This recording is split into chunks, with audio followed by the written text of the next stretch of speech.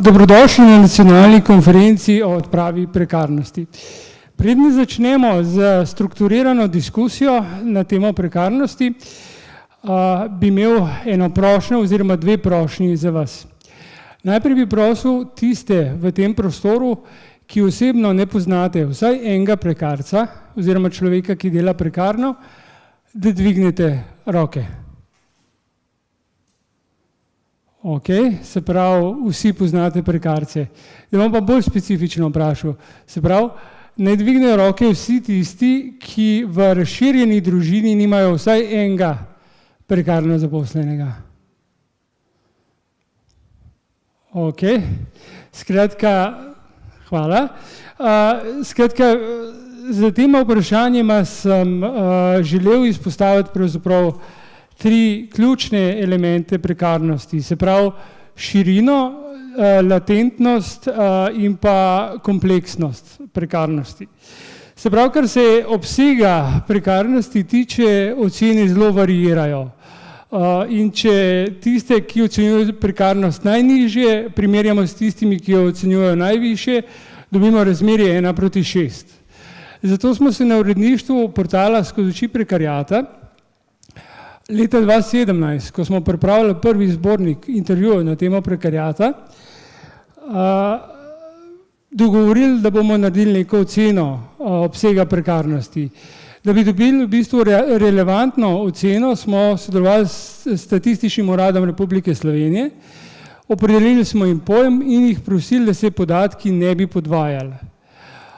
In podatki, do katerih smo prišli, so bili pravzaprav zelo presenetljivi celo za nas. Se pravi, med 890 tisoč delovno aktivnimi Slovenkami in Slovenci leta 2017 je kar 35% vseh bilo v eni od oblik prekarnosti. To je v realni številki okoli 322 tisoč ljudi. Se pravi, polnoletnih ljudi, ki pa imajo za sabo družine, imajo za sabo otroke, za katere morajo skrbeti, in se pravi, gre za velik del populacije. Kar se kompleksnosti prekarnosti tiče, je treba poudariti to, da je vrst prekarnosti vsaj toliko, kot je tipov zaposlitve. In prav noben tip zaposlitve ni imun proti prekarnosti. Se pravi, če vzamemo, seveda so razlike med njimi, ne? Če vzamemo na eni strani SP-jevstvo ali pa delo po avtorski pogodbi, na drugi strani pa delo za nedoločen čas, za poln delovni čas, je razlika velika tako v obsegu prekarnosti kot v posledicah. Opozarjam pa, da tudi pri delu za nedoločen čas in poln delovni čas obstajajo elementi, jasni elementi prekarnosti. Če ljudje bodisi so plačani toliko, da si ne morejo privoščiti dostojnega življenja, ali če delajo prekomerno, tako da pravzaprav si spet ne morejo privoščiti normalnega življenja, dostojnega, potem definitivno so znotraj prekarnosti. Zdaj, Inštitut za študije prekariata je v preteklih letih skušal združiti vse ključne deležnike, ki bi pravzaprav k razrešitvi prekarnosti lahko prispevali. Leta 2018 smo v španskih borčih združili civilno-družbene organizacije. Pol leta predtem v državnem svetu predsednike strank. Eno leto predtem pravzaprav stroko in pa še eno leto predtem v bistvu predstavnike prekariziranih poklicev oziroma poklicev, znotraj katerih prekarnost v bistvu predstavlja posebej velik problem. Kar se današnjega dogodka tiče, je ključen in pomemben zaradi tega, ker vse deležnike, se pravi državo, delodajalce, delojemalce, civilno družbo in stroko združujemo ob istem času na istem kraju. Zdaj, kar se tiče organizacije dogodka samega, smo tukaj v sodelovanju, se pravi Inštitut za študije prekariata, Fakulteta za družbene vede kot gostiteljica, Ekonomska fakulteta in tudi Pravna fakulteta. V začetku bi prosil dekanjo Fakultete za družbene vede, gospo Moniko Kalin Golob, da nas nagovori. Prosim. Kolega Poglajn, najprej hvala lepa, da ste na enem samem kupu zbrali toliko pomembnih, močnih, vplivnih in pametnih ljudi. Zato, ker imam nekaj protokolarnih težav, ker sta skupaj trčila akademski in politični svet, bom mogoče v nagovorih kakšen hujši prekršek storila in jih bom tudi generično poimenovala, da ne bom samo v nagovoru predolga. Torej, spoštovani predsednik Državnega zbora, magister Dejan Židan, spoštovani gospod rektor Univerze v Ljubljani, v Mariboru, gospod profesor Kačič, spoštovani nekdanji predsednik Republike Slovenije, profesor Tirk, spoštovana kolegica dekanja Metka, spoštovani kolega Gregor, dekan Pravne fakultete, spoštovani ministri, spoštovana ministrica, spoštovane kolegice in kolegi, dobrodošli na Fakulteti za družbene vede ob tem zelo pomembnem dogodku, ki lahko spreminja našo družbo. Po izobrazbi sem slovenistka, jezikoslovka, literarna komparativistka in vedno se mi zdi dobro pri govorih uporabiti tisto, kar smo prinesli med svojim študijem na ta svet, in sem se pogovarjala s kolegico Aleksandro, kaj mi gre dobro, pa pravi, najdi kakšen dober citat iz slovenske realistične literature na temo trpljenja, mučenja delavcev. In sem res kar nekaj časa brala, iskala, pa nič mi ni bilo dovolj všeč. Bilo je predolgo, da bi bila poanta velika, zato sem mimogrede v svojem večernem branju, ki je čisto z drugih bregov, brala sem, ne vem, če poznate, psihiatra Irvina Jaloma, ki je pred kratkim v slovenščini izdal knjigo Kako sem postal, kar sem. In ko sem tole zvečer brala, seveda misleč na to, kaj bom danes povedala, sem naletela na eno staro hasidsko zgodbo in zdela se mi je pravzaprav svojo poanto zelo primerna za današnji dan, zato vam jo bom prebrala. Je kratka, ne se bati. Takole gre ta judovska zgodba. Rabin se je z Bogom pogovarjal o nebesih in peklu. Pridi, pokazal ti bom pekel, je rekel Bog, ter odpeljal rabina v sobo, v kateri je bila velika okrogla miza. Okoli nje so sedeli obupani in sestradani ljudje.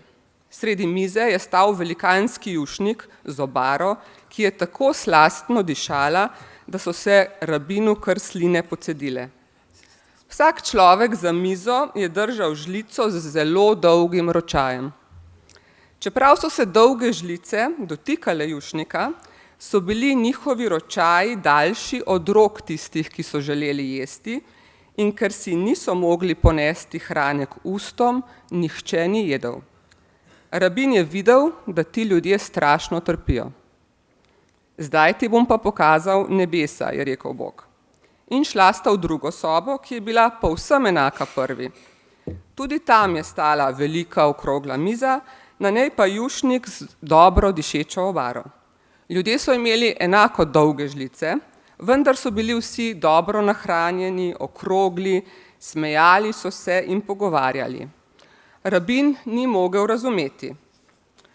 Preprosto je, vendar zahteva določeno veščino, je rekel Bog. Vidiš, v tej sobi so se ljudje naučili, kako nahraniti drug drugega. In mislim, da smo zato danes tu, da bi doumeli, da je treba poskrbeti za sočloveka. Številni raziskovalci in raziskovalke na naši fakulteti resno, znanstveno, strokovno prek projektov analizirajo različne dimenzije fenomena prekarnosti in prekarizacije.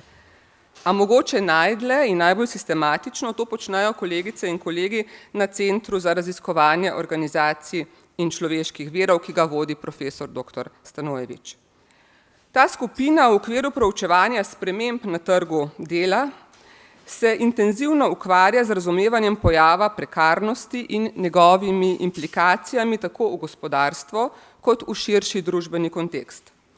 Raziskovalna skupina ugotavlja pomen spreminjajočih se vplivov notranjih in zunanjih dejavnikov na spremembe sistema zaposlovanja in zaposlitvenih razmerij.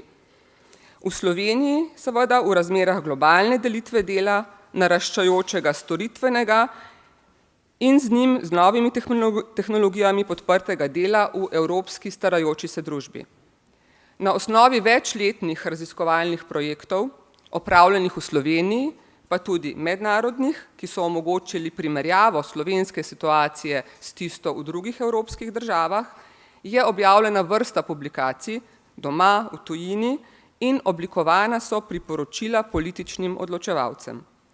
Temeljno sporočilo teh raziskav je, da se v Sloveniji segmentacija trga dela, torej razcep med standardno zaposleno in prekarno, večinoma mlado populacijo, poglablja. Analize, ki so jih pripravili naši raziskovalke in raziskovalci, sugerirajo, da je pritisk mednarodne konkurence in mednarodnih institucij, ki mu je izpostavljeno majhno, odprto gospodarstvo, ključni dejavnik teh sprememb. Zaradi tega je učinek javnih politik, ki so osredotočene na omejevanje segmentacije trga dela, omejen, vendarle ni nepomemben. Pred enim tednom smo na tej fakulteti predstavljali knjigo Mediji in spol. Uredili sta jo kolegica Pajnik in Lutar. In v tej knjigi je posebno poglavje posvečeno prekarizaciji v novinarstvu. Kolegica Hržanjak tako na primer navaja, da je kar tretjina novinark in novinarjev zaposlena prekarno. In če natančno pogledamo podatke, še posebej izstopajo ženske. Za prekarnost je namreč enako kot za druge neenakosti značilno, da se veča, ko jo opazujemo in merimo presečnostno, se pravi, če upoštevamo tako spol kot tudi starost. Fakulteta za družbene vede Univerze v Ljubljani je sama pred nekaj leti na pobudo sindikata pod vodstvom takratnega dekana profesorja Bohinca zaposlila čistilke in uredila njihovo delovno razmerje. Trudimo se z urejanjem statusa raziskovalk in raziskovalcem, trudimo se z vstopanjem mladih. In kot dekanja vsakič znova ugotavljam, da je prav neverjetno, koliko neurejenosti v sistemu financiranja, zaposlovanja, umeščanja v razrede prinaša delodajalcu želja, preprosta želja, da uredi stvari korektno, tako kot zahteva delovnopravna zakonodaja. Včasih pravzaprav na robu obupa razmišljam, ali sploh je še kaj urejeno. Vendarle sem danes seveda zmerno opogumljena zaradi zasedbe tu sedečih in razpravljajočih. Verjamem, da z združevanjem politične moči in znanja, poznavanjem priporočil stroke ter resnično željo, da bomo moč in znanje uporabili za dobro ljudi, verjamem v spremembe. Torej, naj ponovim, preprosto je, vendar zahteva določeno veščino. Naučiti se moramo, kako nahraniti drug drugega. Hvala lepa.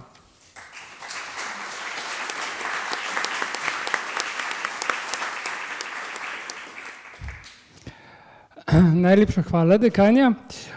Torej, vse govornike bi prosil, da se omejujo na 10 minut, da pridemo pravzaprav v tem zelo intenzivnem delu v bistvu vsi na vrsto. Prosim dekanjo Ekonomske fakultete, dr. Metko Tekavčič, da se nam pridruži na govornici. Hvala. Torej, prekarnosti ste se na Ekonomski fakulteti posvetili že pred letom 2017. Zanima me, kako se razrast prekarnosti pozna znotraj gospodarstva in zakaj je pomembno, da Ekonomska fakulteta sodeluje znotraj proučevanja fenomena. Prosim. Dober dan, dragi Črt, dovoli prosim, da tudi jaz v svojem imenu pozdravim vse udeležence in se zahvaljujem kolegici Moniki, da vas je pozdravila v imenu univerze. Za nas na Ekonomski fakulteti je zelo pomembno, da sodelujemo pri študijah, pri interdisciplinarnih študijah z področja prekarnosti.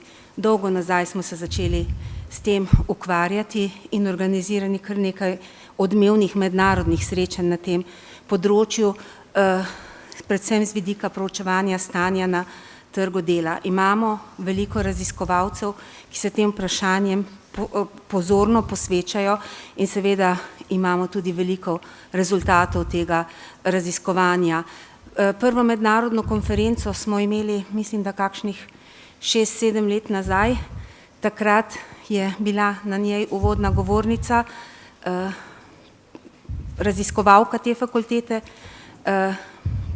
doktorica Anja Kopač Mrak v vlogi novopečene ministrice. Mislim, da je bila to ena prvih delovnih obveznosti, tako da je spregovorila predvsem kot raziskovalka. Smo pa naredili pomemben premik v svetu poslovnih in ekonomskih šol, ko smo gostili mednarodno dekansko konferenco leta 2014. Takrat smo izposlovali, da je bil uvodničar na panelnem delu kolega Guy Standing in za svet poslovnih šol je bilo to nekaj neverjetnega. Prvič smo se o teh vprašanjih pogovarjali na ravni dekanov poslovnih šol, tistih seveda, ki so dolgo zasledovali samo profitni motiv kot priporočilo za delovanje organizacij v gospodarstvu in širše. S tem delom nadaljujemo. Lansko leto smo izdali zbornik s prispevki z področja študij prekariata. Takrat smo organizirali tudi posvet, kjer si bil ti povezovalec črt in verjamem, da bomo tudi danes vsi skupaj doprinesli en kamenček k temu, da se bodo stvari na tej poti tlakovale v pravo smer. Dovolite samo še, da povem, da je veliko raziskovalcev z naše fakultete, ki obravnavajo ta vprašanja danes na konferenci v tujini, prav z referati z tega področja, tako da jih ne bo z nami, bodo pa sodelovali pri pripravi zbornika. Panel, ki obravnava ekonomska vprašanja, pa bo namesto mene vodil in povezoval docent dr. Rok Spruk z naše fakultete, eden najbolj prodornih mladih ekonomistov, ki je zaradi številnih omejitev ZUJF-a bil kar nekaj let v poziciji, kakršno je prej opisovala Monika. Nismo našli rešitve, da rešimo njegov prekarni status, no sedaj smo ga pa našli in se mu zahvaljujem, da se bo tudi z izkušnjami v zvezi s tem, kaj to pomeni za posameznika, odzval v panelu, ki bo obravnaval ekonomska vprašanja. Hvala. Hvala.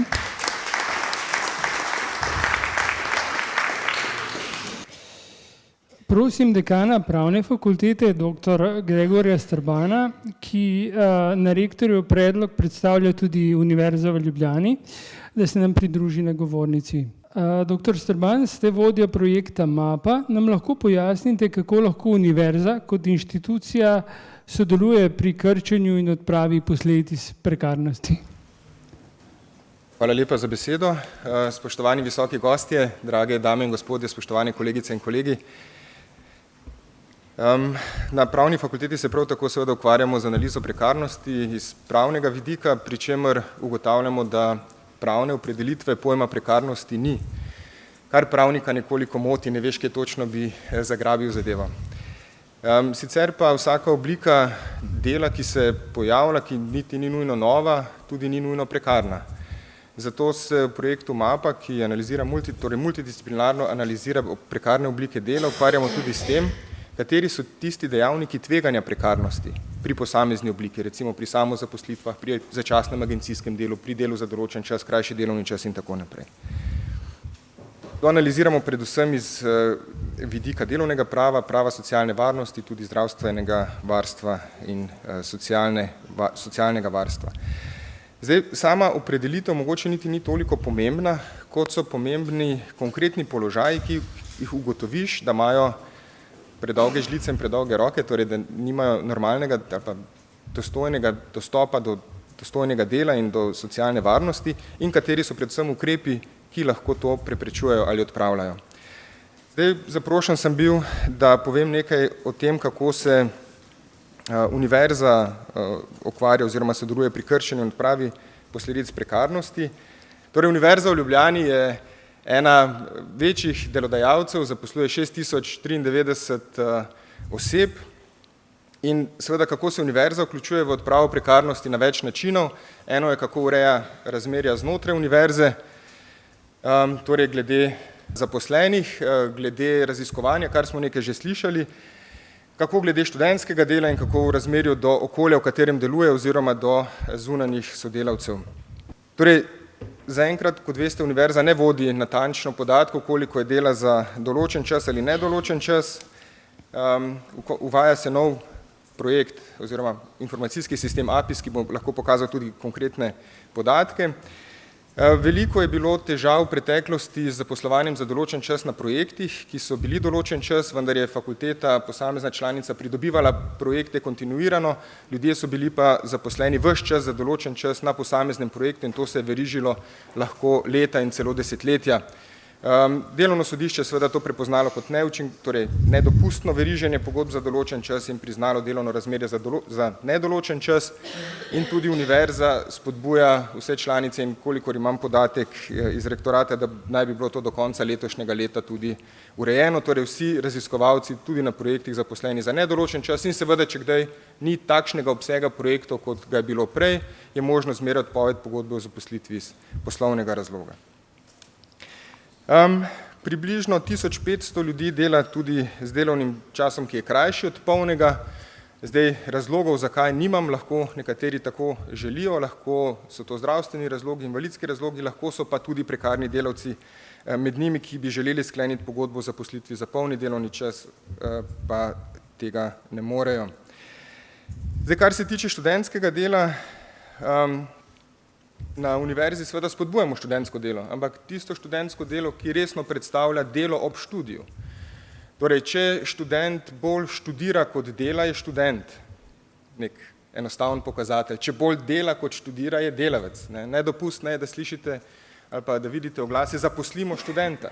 To ni več študentsko delo, če opravlja enako delo kot normalni, polno zaposlen delavec. In seveda obstajajo lahko znaki tudi delovnega razmerja, tudi sodišče že v teh primerih ugotovilo, da gre za delovno razmerje.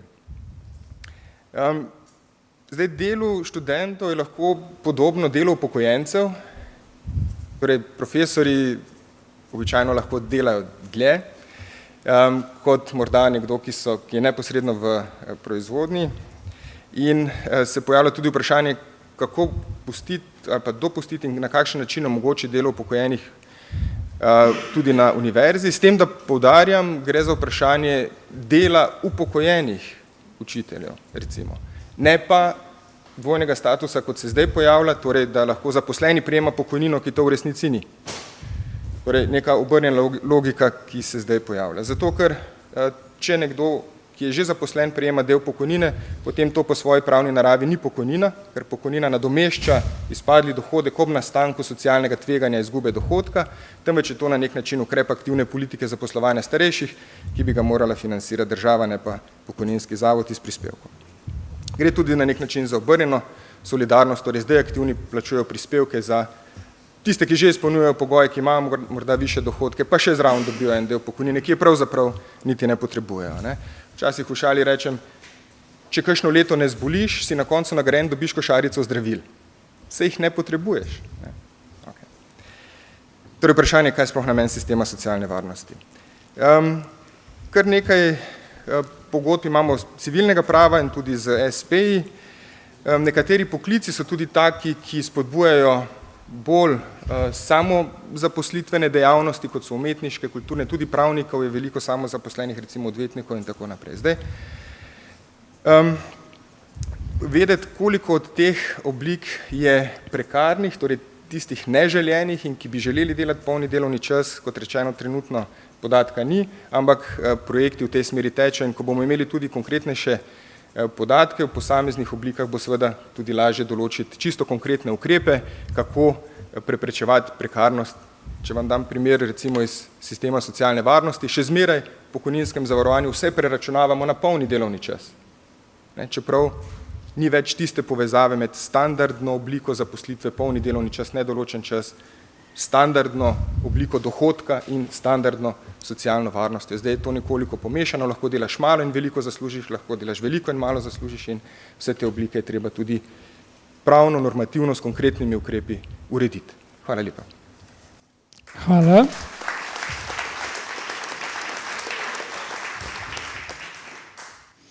Prosim rektorja Univerze v Mariboru, dr. Zdravka Kačiča, da se nam pridruži na govornici. Hvala. Torej, za vas imam podobno vprašanje kot za dr. Srbana. Se pravi, kako lahko po vašem videnju univerze in inštitucije, ki so v sklopu univerze, pomagajo pri odpravi in zmanjševanju posledic prekarnosti? Hvala lepa. Spoštovane visoki gosti, spoštovane udeleženke in udeleženci. Vprašanje, ki ste ga zastavili, vsekakor ni vprašanje, na katerega bi bilo enostavno odgovoriti, kajti sodi v širši kontekst družbene ureditve tako na nacionalni kot seveda tudi na globalni ravni. In prav v tem smislu je danes biti delodajalec zahtevna naloga, kajti dejstvo je, da se v zadnjih desetletjih različni dejavniki, kot so hiter tehnološki razvoj, spremenjeni načini organizacije dela, globalizacija in večja konkurenčnost bistveno vplivali tudi na razmerja v zvezi z delom ter na odnos med delavcem in delodajalcem. Mladi imajo svet na dlani, tako se jim zdi, vendarle pa večkrat je to samo navidezno. Razvijati so se začele nove oblike dela, naprimer delo nadaljavo in v večji meri uporabljati tudi tako imane prožnejše oblike delovnih razmerij, to je pogodba o zaposlitvi za določen čas s krajšnjim delovnim časom, pa tudi pogodbene razmerja, razne oblike začasnih in občasnih del in podobno. Poleg tega je dejstvo, da posamezni delodajalci zaradi zmanjševanja stroškov in izogibanja predpisom uporabljajo zunanje izvajalce, tako imenovan po slovensko lepo rečeno outsourcing, in vključujejo v izvedbo dela neodvisne pogodbenike, torej samozaposlene, pa tudi storitvene agencije za posredovanje dela delavcev. Vse te oblike so ob določenih pogojih dopustne in tudi zakonite. Poročila nadzornih organov pa kažejo, da se pogosto uporabljajo tudi, ko ti pogoji niso izpolnjeni, predvsem zato, ker so za delodajalce cenejši ali pa povezane z manj obveznostmi. V novejšem času tako vedno več oseb delo opravlja izven delovnega razmerja na drugih pogodbenih podlagah kot samozaposleni, pri tem pa ne gre le za osebe, ki delo opravljajo na trgu za lastno riziko in pa samostojno. Da bi delovno pravo zagotavljalo varstvo vsem osebam, ki delo opravljajo v razmerju odvisnosti in so potrebne varstva, se mora vedno znova ukvarjati tudi z vprašanjem razmejitve med delavci in samozaposlenimi in z opredelitvijo kroga oseb, ki naj se jim zagotavlja delovno pravno varstvo. Kaj pa je s prekarnostjo pri nas in kaj sploh prekarnost pomeni? Ta latinski pojem prekarijo spomini med drugim izprošen, prekarijo pa milosti na prošnjo do preklica, in iz aktov mednarodne organizacije dela lahko povzamemo naslednjo definicijo prekarnega dela. Delo je prekarno, če pridobitno delo zagotavlja neznatno varnost na delovnem mestu, ima majhen vpliv na konkretno ureditev položaja dela, delovno pravno varstvo je zagotovljeno le delno, možnosti za zagotovitev materialne eksistente pri določenih delih so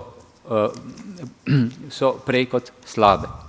Tudi v slovenski praksi se uvajajo nove oblike prikrivanja prave narave razmerja.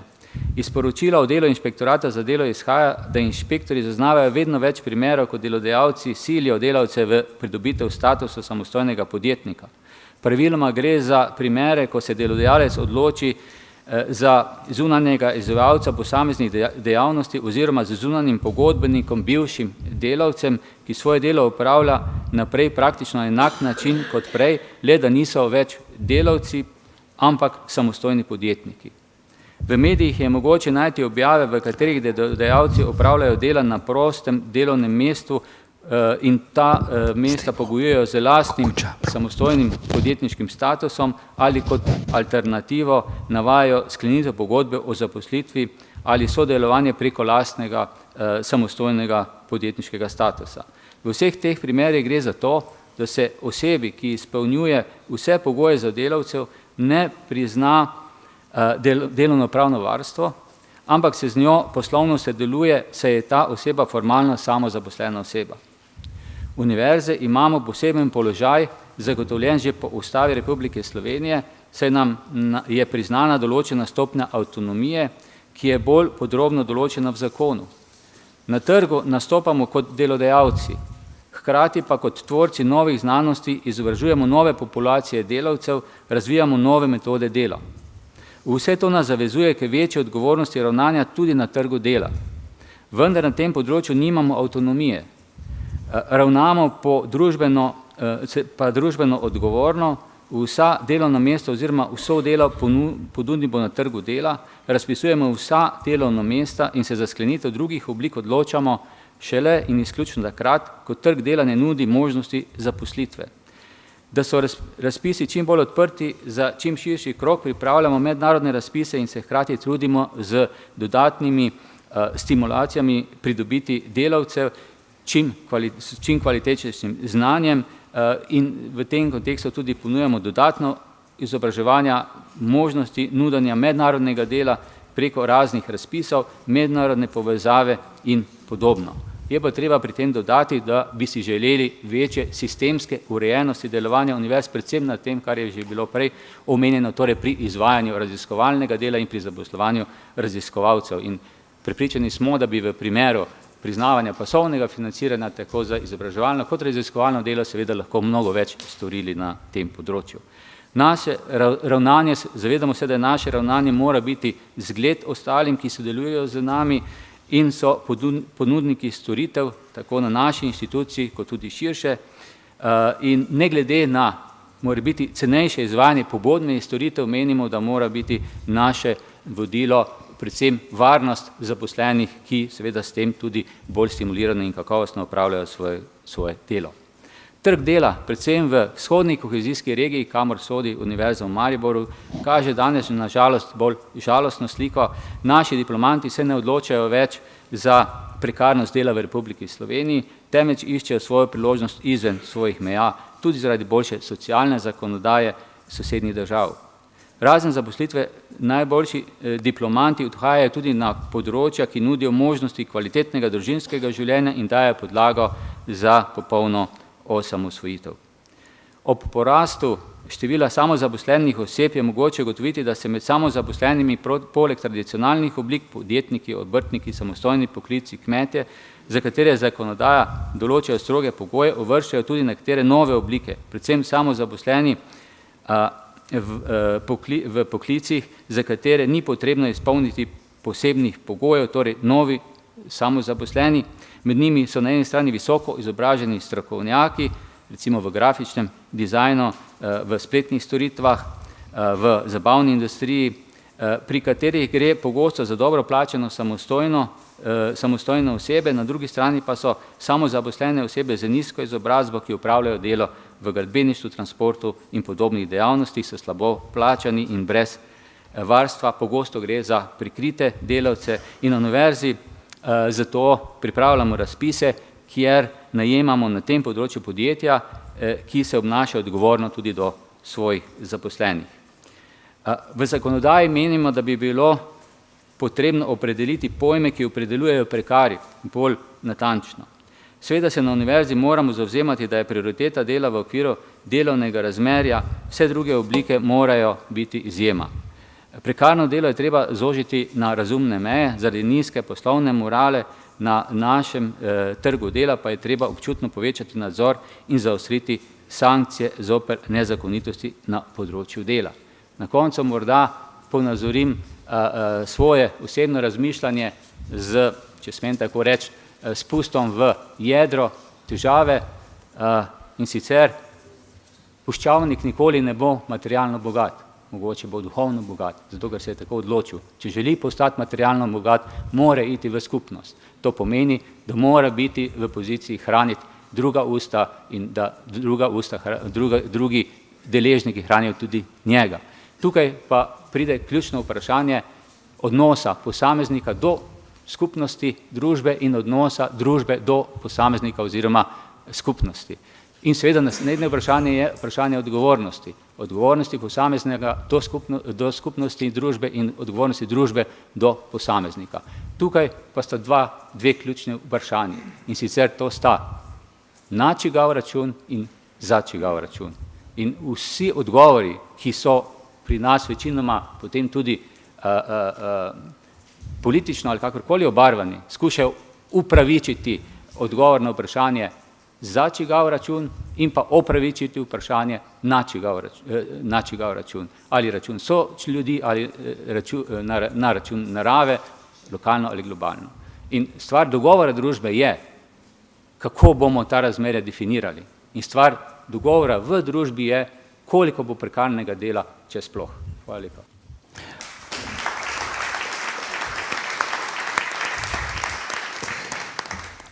Hvala, rektor. V kontekstu upeljevanja praks, ki bodo v podjetništvu upeljale visoke standarde, bo magister Andrej Poglajen, ekonomski svetovalec Inštituta za študije prekariata, predstavil temelje standarda za družbeno odgovorno vodenje podjetij in neprekarno delo. Prosim. Pozdravljeni. Jaz bom poskušal zadevo malo z drugega konca osvetliti in bom poskušal vas prepričati, da se neprekarno zaposlovanje splača. Tle med nami je veliko takih, ki isto mislimo, velike pa tistih, ki drugače mislijo, ki niso tu. Zato mogoče bi bilo treba adresirati tele današnje diskusije malo širše. Torej, govoril bom v imenu Inštituta za študije prekariata. Na inštitutu smo med ostalimi stvarmi izdelali tudi standard za neprekarno zaposlovanje, ki obsega 9 poglavij, od njih bom kasneje malo več povedal. Pa naj začnem z opredelitvijo, kaj je prekarno delo. Okrog tega, kaj je prekarno delo in kaj to ni, je danes že bilo veliko različnih mnenj, sicer jih pa kroži oziroma različne institucije imajo skoraj vsaka svoje mnenje. No, po našem mnenju je prekarno delo tole, kar lahko preberete. V najširšem smislu zajema vsako zlorabo oddaje dela ali zaposlitve strani delodajalca, ki privede do stiske, odvisnosti in negotovosti ter posledično do socialne ogroženosti prevzemnika dela.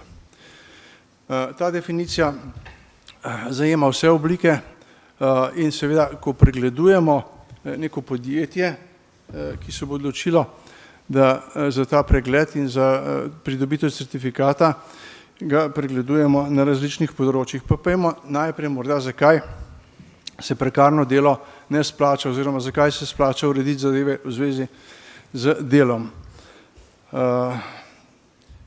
Pride do izboljšanja poslovanja na vseh ravneh. Pri Googlu so, veste, da je to tehnološka firma, ki je tudi precej napredna, kar se tiče odnosa do dela. Trudijo se, da maksimalne pogoje svojim delavcem zagotovijo in so prišli tudi za eno raziskavco do tega, da so s takimi delovnimi pogoji na širšem smislu zadovoljstvo dvignili za neverjetnih skoraj več kot tretjino, skratka za 37%. To se seveda zrcali pri vseh zunanjih stikih firme z okoljem, se pravi pri nudenju storitev in proizvodov. Potem druga zadeva je povečanje produktivnosti. Nezainteresiran delavec je slab delavec in tisti, ki je pač v položaju, da ne ve, kako bo jutri, da ne ve, a so plačani socialni prispevki ali niso, da ne ve, kako bo lahko zvečer še kaj drugega počel razen delov, je pač nezainteresiran delavec in ena raziskavca, ki so jo tudi v Ameriki opravili, pove, da je zadovoljen delavec 12% bolj učinkovit, bolj produktiven od povprečja, tisti, ki je pa demotiviran, pa 10% slabši, se pravi, razlika je ogromna, vidite, da gre praktično za četrtino. No, tukaj je potem še zadeva vezana za imidž podjetja, ki ima svoj učinek pri vseh zadevah, ki jih ima podjetje v odnosu do okolja. Od pridobivanja gradbenih dovoljenj, če hočete, pa do najemanja oziroma zaposlovanja in tako dalje in tako dalje. Še najbolj izrazita je zadeva pri najemanju delovne sile. Vemo, da imamo že na mnogih profilih poklicnih v Sloveniji deficit in s tem, če je podjetje znano kot podjetje, ki ima dober odnos do delavcev, je seveda tudi najemanje ljudi lažje. No, tle sta potem še močan vpliv na delovno moralo in pripadnost, o tem sem že govoril, in tudi splošen družbeni ugled podjetja. No, zadevo se da seveda tudi finančno vrednotiti in naša ocena je, da bi s tem, če bi prekarcem spremenili status, da bi postali pač polnopravni delavci, blagajne različne lahko prišle do dodatne 1,5 milijarde na letnem nivoju. Pa preskočimo tole, bom šel kar na standard. To so benefiti, ne bi še enkrat v njih. No, kar se zdaj samega standarda tiče, je pa zadeva zasnovana tako. Zelo veliko smo se ukvarjali s tem, kako se pravzaprav lotiti problema, da ne bi izpustili kakšnega pomembnega področja ali ga narobe interpretirali. In smo na koncu prišli do tega, da imamo 3 sistemske ravni, ki jih sestavlja 9 področij. No, in ta področja so, mogoče se bo to lepše slike videli, tale, to je družbeno odgovorno upravljanje, plačilo v zvezi z delom, delovni pogoji in izbira zaposlitve, socialne bonitete, pravne podlage dela, varnost in stabilnost, delovni čas, varnost in zdravje in socialni dialog. Skratka, vseh teh 9 elementov da potem neko skupno oceno o tem, kakšen je zdaj ta status delavca. Vsako od teh vprašanj oziroma področji pa tvori še cela vrsta vprašanj. Izdelali smo pač vprašalnik, ki ga dajemo potem v podjetjih delavcem. Sestavlja ga cirka 130 vprašanj, ki so takole na 9 področji razdeljena. In na osnovi tega in potem na osnovi intervjujev, ki sledijo z vodstvom, sindikalnim predstavnikom, lahko izdelamo oceno o tem, a je podjetje zaposluje prekarno ali ne.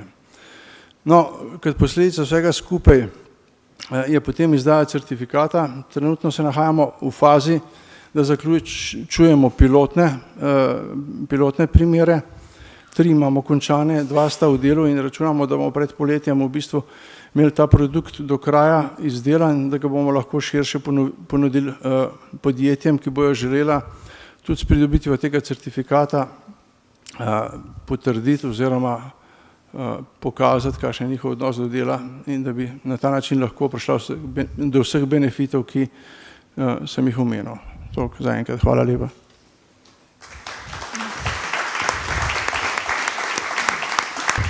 Najlepša hvala. V borbi zoper prekarnost je ključna moč in sočasno odgovornost na državi. Da na eni strani onemogoči zlorabe različnih oblik zaposlovanja, na drugi pa spodbudi tiste prakse, ki bodo podjetja motivirale v trajnostni razvoj in družbeno odgovoren odnos do dela. Se pravi, da poleg tega, da sama naredi korak naprej, angažira tudi druge družbene deležnike. Govornici vabim ministrico za delo, družino, socialne zadeve in enake možnosti, magistro Ksenijo Klampfer. Prosim. Torej, pridružil se nam bo tudi državni sekretar Tilen Božič, ki vodi medresorsko skupino za odpravo prekarnosti. Ministrica, prosim vas, da nam predstavite strategijo in predvsem način soočanja s prekarnostjo, se pravi, kateri ukrepi proti prekarnosti bodo ključni znotraj tega mandata. Prosim. Spoštovani, hvala lepa za besedo in vsi skupaj lepo pozdravljeni. Zadnje čase se v takšni in podobni sestavi pogosto srečujemo in se pogovarjamo o tej pomembni temi in prav je tako in to me zelo veseli. Prav je, da osvetlimo različne vidike prekarnega dela in da skupaj oblikujemo ukrepe proti temu. Kot ministrica sem že na začetku mandata napovedala, da se bom zavzemala za sprejetje ukrepov, ki bodo prekarnost zajezili in še vedno nameravam to zavezo uresničiti. Prekarizacijo na ministrstvu dojemamo predvsem kot enega izmed obrazov porasta atipičnih oblik dela, ki prinaša negativne posledice in tako na mikro kot na makro ravni. Na mikro ravni govorimo o negativnih učinkih prekarizacije kot odsotnosti minimalne pravne, ekonomske in socialne varnosti delavcev. Na makroravni pa gre za učinke prekarizacije na obstoj in vzdrževanje sistemov socialne varnosti in davčne politike. Kljub temu, da se določeni elementi prekarnosti lahko pojavijo tudi v delovnem razmerju, pa ocenjujemo, da največja tveganja za prekarnost izhajajo iz uporabe atipičnih oblik dela. Da bi lahko na ministrstvu pridobili celovit multidisciplinarni pogled v stanje prekarnosti v Sloveniji, je ministrstvo pristopilo k sofinanciranju projekta MAPA, kar je krajše ime za projekt multidisciplinarna analiza prekarnega dela, pravni, ekonomski, socialni in zdravstveno-varstveni vidik. Gre za skupni projekt 3 slovenskih univerz, ki temelji na multidisciplinarnem pristopu raziskovanja v vseh fazah raziskovanja, s čimer želimo doseči sintezo in preseči različne pristope glede opredelitve koncepta prekarnega dela. Raziskovalno delo bo trajalo 24 mesecev. Projekt MAPA je usmerjen v zmanjševanje negativnih posledic prekarnosti in s tem segmentacije na trgu dela ter zagotavljanje dostojnega dela vsem delavcem. Projekt MAPA naslavlja diskusijo, da ni vsako atipično delo že kot tako prekarno, niti ni zadosten ukrep za preprečevanje nastanka prekarnosti. Zgolj enostavna razširitev določene značilnosti standardne zaposlitve na prekarno delo, ker je prekarnost veliko bolj kompleksen problem. Ker do sedaj izvedeni ukrepi problematiko naslavljajo dokaj parcialno, želimo z vidika sistemskega pristopa k izpostavljeni problematiki pripraviti celovit nabor ukrepov za odpravo prekarnosti. Ti se bodo oblikovali v okviru že ustanovljene medresorske delovne skupine za načrtovanje in izvedbo ukrepov proti prekarnosti oziroma pripravo tako imenovane strategije boja proti prekarnosti, katere delo teče vzporedno s projektom MAPA. Skupaj v soorganizaciji z Državnim svetom smo 19. aprila 2019 v Državnem svetu izvedli posvet na temo prekarnosti. Posvet je predstavljal priložnost za soočenje različnih pogledov na pojav prekarnosti, ki je sam po sebi izrazito kompleksen. K sodelovanju in udeležbi na posvetu smo tako povabili strokovnjake z javnega sektorja, akademske sfere, nevladnih organizacij, kot tudi seveda predstavnike sindikatov in delodajalcev ter oblikovalce politik na področju trga dela. Na posvetu so med drugim predstavili tudi prve umestne izsledke multidisciplinarne analize pravnih, ekonomskih, socialnih in zdravstvenih vidikov prekarnega dela MAPA. Končna ugotovitev zaključnega prvega sklopa raziskave je, da ima prekarno delo številne negativne posledice tako na individualne kot kolektivne pravice delavcev, zdravje, sisteme socialne varnosti in družbo kot celoto, na dohodkovno neenakost, revščino in vertikalno mobilnost. Ugotovljeno je bilo, da se v praksi razrašča prekarno delo zlasti na tistem segmentu trga dela, ki je izključen iz dometa tradicionalne vloge socialnih partnerjev oziroma na segmentu, na katerem zaradi prešibke pogajalske moči sindikatov mehanizmi kolektivnega pogajanja ne segajo in niso učinkoviti in je zato določanje tarif in drugih pogojev dela prepuščeno pogajanjem na individualni ravni, na kateri pa je pogajalska moč močno neuravnotežena. Študija v celoti potrjuje ugotovitev o prekarnem delu kot izrazito negativnem družbenem fenomenu, ki spreminja sfero dela in s tem seveda tudi življenja na način, ki ni združljiv s standardi sodobne pravne in socialne države. Toliko uvod in v razpravo. Državni sekretar Tilen Božič se vam bo pridružil v nadaljevanju, ob koncu se vam naj zahvalim in vam želim prijetno delo še naprej. Hvala, ministrica.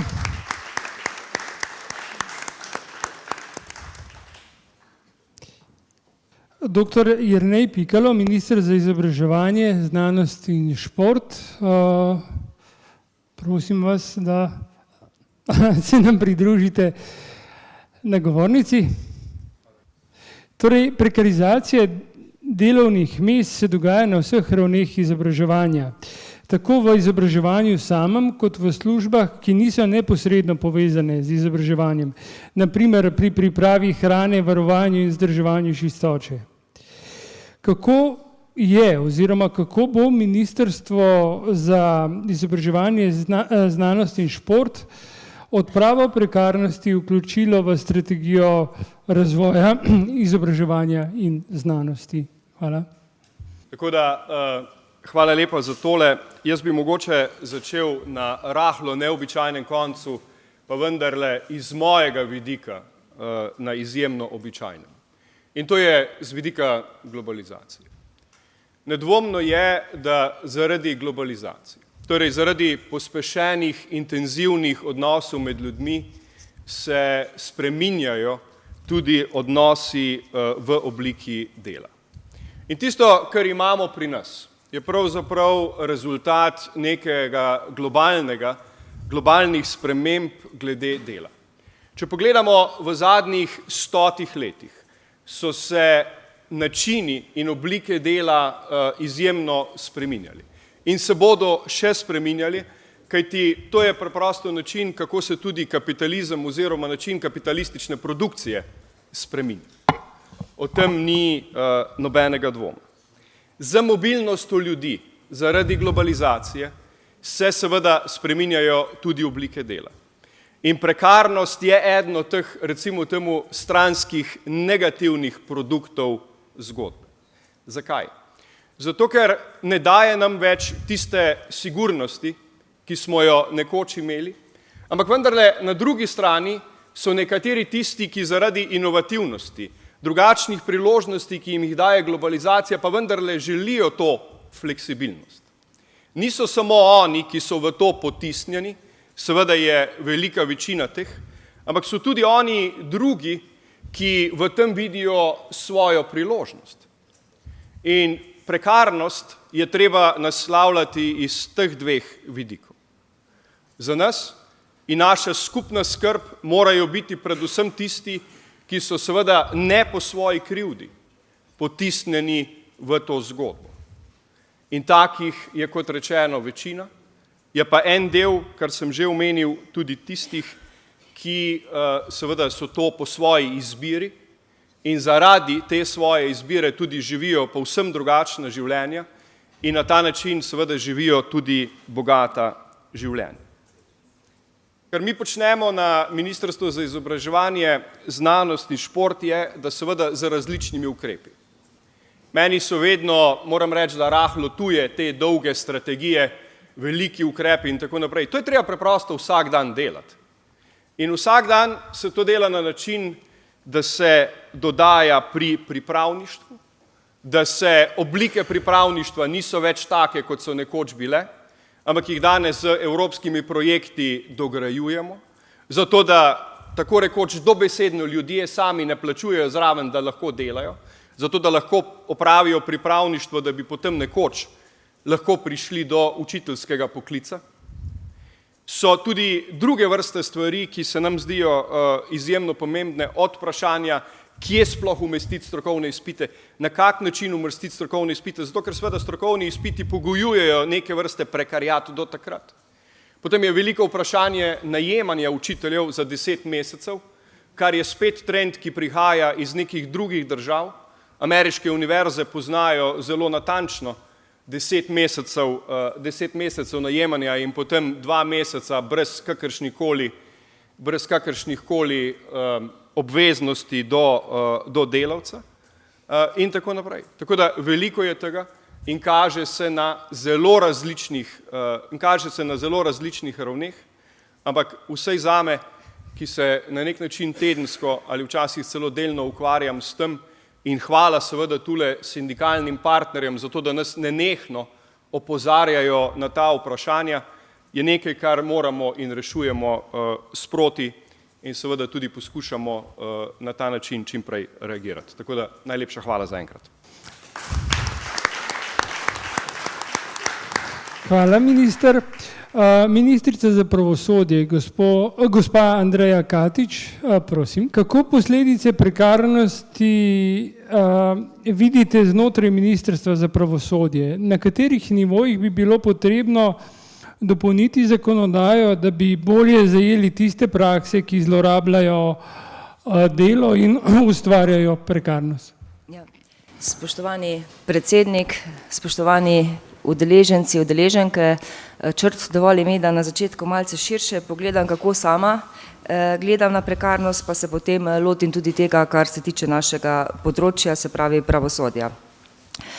Smo v obdobju, ko smo žal priča vse bolj nezavidljivo tekmovalnemu trgu dela in porast prekarnih negotovih oblik dela ne vpliva le na ekonomski status posameznikov, vpliva tudi na splošni položaj posameznika v družbi, na zdravje, na usklajevanje dela in prostega časa oziroma družinskega življenja in na sožitje v družbi kot celoti. In pridružujem se vsem tistim, ki na prekarnost gledajo v tem najširšem smislu, se pravi med prekarnost sama štejem tudi oblike dela, ki ne vključujejo vseh pravic, ki jih imajo zaposleni za nedoločen in poln delovni čas. Opažam pa, da celo redne zaposlitve imajo vse več lastnosti prekarnega dela. Fleksibilnost trga dela je v naš vsakdanjik prinesla nepredvidljiv urnik dela, nepredvidljive prihodke, nestabilnost in po večini tudi preobremenjenost. Zaradi vztrajanja zaposlovalcev pri zmanjševanju sredstev namenjenih plačilu dela, zaradi neaktivnosti oziroma nepravočasne odzivnosti države o pojavu prekarnosti, se položaj delavcem na mnogih mestih radikalno slabša in zato me skrbi, v katero smer se kot družba razvijamo. Zaskrbljujoč je namreč trend, ki ga zaznavamo na ravni varovanja obstoječih človekovih pravic. Predvsem tem pa je dejansko najbolj zaskrbljujoče to, da se spremembe velikokrat dogajajo prikrito, mimo naše zaznave in da se vedno nižjim standardom prilagajamo brez neke kritične refleksije. In to je bilo opazno zlasti v času krize, ampak tudi sedaj, ko obeležimo gospodarsko rast, se vedno znova pravice delavcev zmanjšujejo na račun dobička podjetij. In zato me žalosti, ko vidim, da smo v zaščiti svojih v preteklosti težko pridobljenih, priborjenih pravic pripravljeni nameniti tako malo energije. Po eni strani se nam zdi, da so te pravice trdne, nesprejemljive, po drugi strani pa smo se vsi pripravljeni podrediti novim standardom kot nekim samoumevnim. In to brez premisleka, brez razprave, brez odločnega argumenta. In zato je na tem mestu z moje strani vprašanje, ali lahko to obdobje, v katerem se nahajamo, označimo pravzaprav tudi kot neko obdobje zatona zaščite določenih človekovih pravic. O nobeni drugi ideji se ne ve tako splošno kot o svobodi, da je nedoločena, dvoumna in zmožna največjih nesporazumov, ter jim je za voljo tega dejansko podvržena in nobena ni v rabi s tako malo zavesti, je dejal nemški filozof Hegel. In v teoriji smo danes vsi ljudje svobodni z enakimi pravicami in dolžnostmi, žal pa v praksi prihaja do čedalje večjih razlik. In za graditev pravične, enakopravne, vključujoče družbe, socialnega miru, gospodarskega, družbenega razvoja je bistvenega pomena dostojno delo, ki vključuje dostojno plačilo in tudi vse druge delavske pravice. In prepričana sem, da današnja konferenca bo dala odločen del aktivnega iskanja ravnotežja na eni strani med delom in kapitalom. In prav je, da se na prekarnost opozarja, da se odziva na vseh ravneh družbe in države, saj smo lahko uspešni le z skupnim delovanjem. Dokler bomo vsi prepuščeni individualizmu in bo skrb za slabo plačene delavce na nevladnih organizacijah ali le na delavcih samih, tako dolgo bo stabilnost družbe, po mojem mnenju, pa verjamem tudi po vašem, na majevih stebrih. Posledice prekarnosti vplivajo na našo prihodnost, iz zgodovine bi se lahko že marsikaj naučili, pa vendar v določenem trenutku ima prekarnost posledice le za posameznika, za njegovo družino, jasno pa je, kam lahko pripelje to razdvajanje družbe.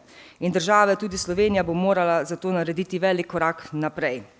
Seveda se strinjam vsem tistim, ki pravijo, da se je potrebno prilagoditi novim razmerjam, ki jih vpeljajo tudi nove tehnologije, bilo bi pa nedopustno, da država pri tem ne bi ohranila socialnih mehanizmov, ki ohranjajo stabilnost in zaščito ljudi, in potrebno je zopet postaviti v ospredje delavca, človeka.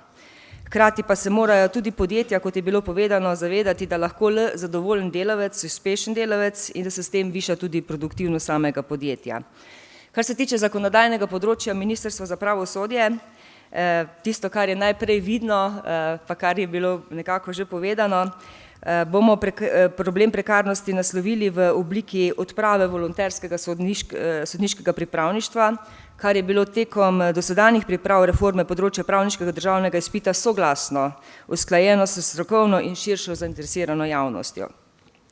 Poleg ustrezne zakonodaje in nadzornih mehanizmov pa so poseben garant za obstoj dostojnega dela in tudi delovna in socialna sodišča, ki rešujejo spore na zelo občutljivih področjih posameznikovega življenja. In letos smo praznovali 25. obletnico, odkar so bila v Republiki Sloveniji ustanovljena delovna in socialna sodišča, kot jih poznamo danes, in hkrati tudi 45. obletnico specializiranega sodstva na tem področju.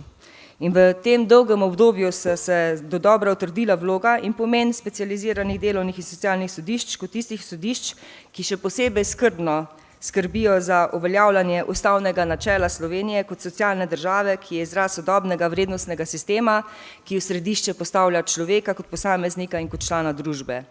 In iz takega vrednostnega sistema izvira tudi zaveza k spoštovanju človekovega dostojanstva kot temeljne vrednote, iz katere izhajajo tudi posamezne človekove pravice in svoboščine. In vsekakor je potrebno vsakomur zagotoviti ne le formalne, ampak tudi dejanske možnosti za učinkovito uresničevanje vseh človekovih pravic. In če so le te kratene, tudi z njihovim uveljavljanjem pred sodišči. In prav tukaj imajo delovna in socialna sodišča pomembno vlogo, saj posebej upoštevajo položaj šibkejših strank v postopku, v delovnih sporih položaj delavcev v razmerju do delodajalca. Vsekakor pa pridejo sodišča na vrsto tista kot zadnja, ko se zloraba zazna in je potrebno začeti postopek proti kršiteljem predpisov in zakonodaje. Pred tem je pomembna vloga tudi inšpekcijskih služb, a dejstvo je, da mora v boju proti prekarnosti dejavna postati celotna družba na vseh svojih področjih. Ne le vlada ali tisti, ki zavarjajo pravice dela, ampak pomembno je, da smo vključeni prav vsi, ki znotraj socialnega dialoga uravnavamo ključne odnose.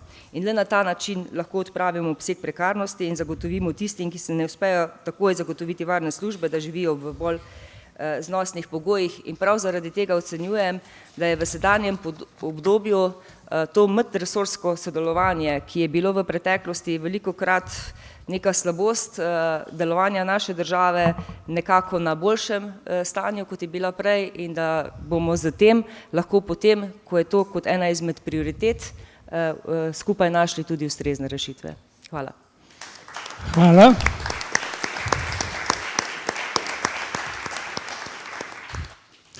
Minister za javno upravo, gospod Rudi Medved, prosim.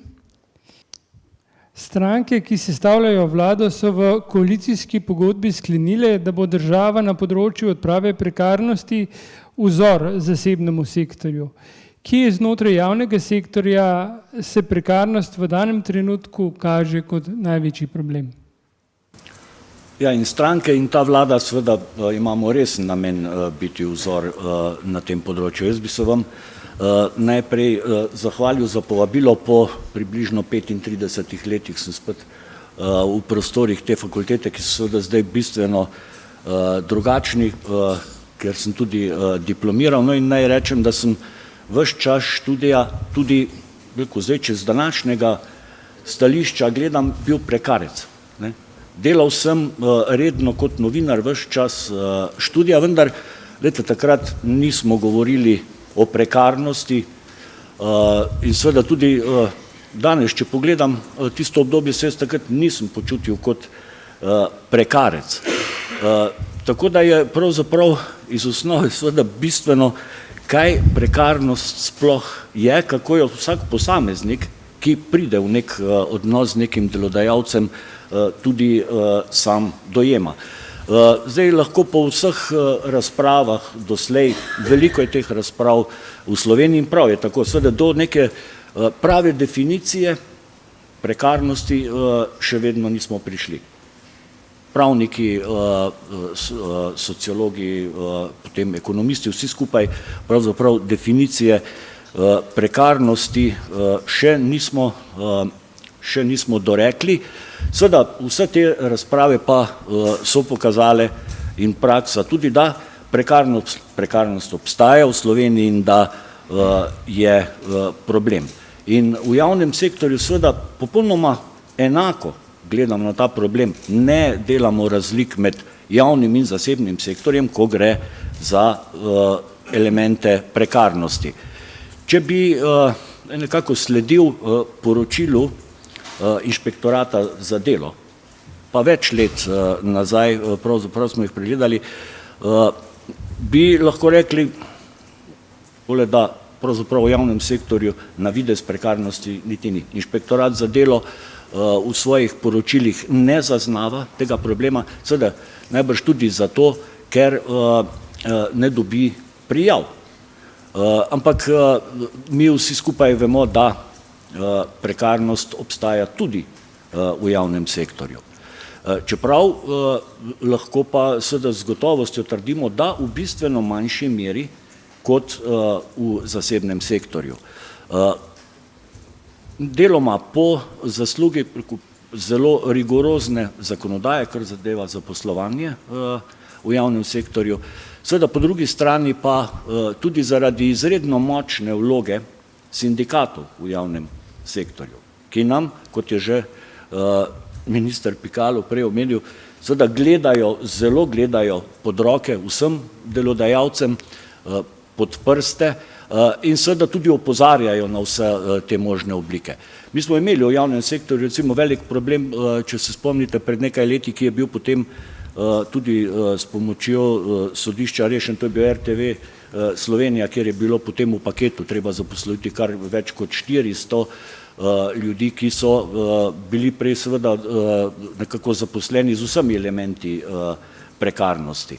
Tudi danes, zdaj, če tako na splošno pogledamo, je velik problem študentsko delo, tudi v javni upravi. V tistem delu, kjer se seveda študente zaposluje z elementi popolnoma redne zaposlitve, pa se s tem nadomešča delavca, ki bi bil sicer redno zaposlen. Torej ne zaposli se človeka v redno delovno razmerje, ampak se zato najame študenta in to je lahko problem. So problemi tudi še na nivojih drugod po javnem sektorju, šolstvo je minister Pikalo omenil, še drugod, tudi po manjših ali pa večjih javnih zavodih obstajajo ti elementi, vendar jaz mislim, da ne moremo pa govoriti kot zdaj prekarnost in javni sektor, da je sistemski problem v javnem sektorju prav prekarnost. Odgovornost vseh delodajalcev, vseh ministrstv in vseh drugih v javnem sektorju je seveda na prvem mestu. In tukaj bi seveda mi veliko stavimo na to delovno skupino. Ta vlada je vendarle začela nekaj konkretnega početi na tem področju. Jaz mislim, da bi ta delovna skupina absolutno morala prinesti tudi na mizo neke rezultate, neke ukrepe, pri čemer pa seveda, ko govorimo o mnogih anomalijah v tej družbi, pa tudi o prekarnosti, seveda vedno pričakujemo kar neke ukrepe, država naj ukrepa. Seveda je v prvi vrsti odgovornost delodajalcev. In jaz mislim, da premalo govorimo o tem, mi premalo pravzaprav trkamo na vest vseh delodajalcev, kaj prekarnost je. In tukaj je bilo prej zelo dobro podkrepljeno, da se redno delo splača. Zdaj, na dolgi rok zanesljivo, delodajalcem se pa očitno splača na krajši rok. Jaz mislim, da je treba v to delovno skupino absolutno poleg vseh resorjev vlade, ki smo v to vpleteni in vseh drugih deležnikov, ki se ukvarjate s problemom prekarnosti, absolutno vključiti tudi gospodarsko zbornico, obrtno zbornico in še mnoga druga interesna združenja iz gospodarstva. Saj oni lahko pravzaprav pomagajo, da pridemo do teh tako želenih ukrepov. Bi pa na tem mestu, če dovolite, vendarle spregovoril še o eni drugi stvari, ki je bila v zadnjem času izjemno, lahko rečem, na tapeti ali pa tudi medijsko zelo odmevno, to je tako ta nesrečni outsourcing v javnem sektorju. Če govorimo o javnem sektorju, ali po tem primeru v državni ali javni upravi. In ko se je želelo na neki točki Ministrstvo za javno upravo dobesedno kriminalizirati in pribiti na križ, da je zagovornik izkoriščanja delavcev in da nič ne ukrene na tem področju. Veste, outsourcing, zdaj bom govoril direktno v državni upravi, ker Ministrstvo za javno upravo je pristojno za ta del, ministrstvo in drugih organov v državni upravi, ki so v tako imenovani neki centralizirani obliki, kar trdim še vedno in vse tako kaže, da je bila ta centralizacija tudi na tem področju seveda takrat zelo slaba rešitev in da seveda zdaj vsi izkopavamo iz tega, kakor vemo in znamo. Outsourcing sicer ni nekaj novega. Outsourcing ni izbruhnil novembra lani, pa probleme outsourcinga, takrat, ko se je tako medijsko in sicer tudi politično izpostavil ta problem čiščenja nekega podjetja v državni upravi oziroma na Ministrstvu za javno upravo. Outsourcing obstaja več kot 20 let z vsemi problemi, ki jih je prinašal, seveda po eni strani z vsemi koristmi, kratkoročnimi koristmi za proračunske uporabnike, ker je pač in to vse študije seveda pokažejo cenejši od katerekoli druge oblike najemanja teh delavcev ali za poslovanja. Seveda, Ministrstvo za javno upravo je pač mislim, da pred 2 letoma moralo po zakonu prevzeti skrb za čiščenje, varovanje in še podobne storitve iz delovno intenzivnih panog za centralizirane državne organe. In pravzaprav se od takrat spopada s tem problemom, kako te zadeve rešiti v praksi, da seveda bo po eni strani možno vse te storitve ustrezno zagotavljati na vseh ravneh v celotni javni upravi ali če želite v celotnem javnem sektorju, in po drugi strani seveda kako zagotoviti ustrezno socialno varnost, dostojanstvo teh ljudi, ki delajo prek najetih podjetij znotraj tega outsourcinga. Mi smo seveda takrat novembra lani, ko je ta problem izbruhnil, jaz še zdaj trdim, da smo ravnali družbeno odgovorno in mi smo seveda ob prvih znakih, da prihaja do problemov izplačil plač delavcem in delavkam podjetja, ki je, poudarjam, ne čistilo samo Ministrstvo za javno upravo, ampak cel kup drugih prostorov na ravni državne uprave, opozorili delodajalca, preverjali zadeve na inšpektoratu za delo in na koncu seveda to pogodbo kot družbeno odgovorno ministrstvo tudi prekinili. Ampak, veste, potem se je pravzaprav začelo kriminalizirati kar kompletno branžo, ki v Sloveniji zaposluje 82 000 ljudi in gre za okoli 10 000 gospodarskih subjektov. Pravzaprav, da je to neka izkoriščevalska branža, kar seveda v celoti gledano ne drži, saj ravnajo te družbe, prav tako ravnajo kot številni drugi gospodarski subjekti in podjetniki in tudi inšpektorat za delo seveda ne beleži kaj bistveno večjih, celo manjše pravzaprav število kršitev v tej branži. Ampak ne glede na to, razprava o tem je stekla že na ravni koalicijskega usklajevanja lansko leto in na pobudo Ministrstva za javno upravo smo v zakonu o izvrševanju proračuna za leto 2019 vgradili element, ki že seveda zdaj omogoča vsem ministrstvom in tistim organom, ki so centralizirani znotraj državne uprave, zaposlovanje teh delavcev. Seveda je pa ugotovili, pa smo relativno hitro, da pravzaprav, če bomo tako parcialno zadeve reševali, da daleč najbrž ne bomo prišli, zato smo se tudi zdaj lotili, pa se ne ustrašiti, ko rečemo sistemska rešitev, ne, ko rečemo v državni upravi sistemska rešitev pomeni, iščemo sistemsko rešitev, to pomeni, da je nikoli ne bo, ne, z drugimi besedami, ali pa bo nekje v daljni prihodnosti. Ampak tukaj pa je pravzaprav resnično potrebna sistemska rešitev in študijo, ki nam jo je izvedla ekonomska fakulteta, zdaj preučujemo in iščemo seveda znotraj tega variante, ki jih bomo ponudili koaliciji in vladi oziroma slovenskemu političnemu in siceršnjemu prostoru, da se tega problema da se tega problema lotimo tudi zelo konkretno. Outsourcing je problem, ne seveda ravno tako kot seveda tudi prekarnost, ampak ne posplošeno, kar na počez, da je ves outsourcing seveda na pol kriminalno dejanje, kot tudi seveda vsako delo, ki je atipično, ni prekarno delo, ne.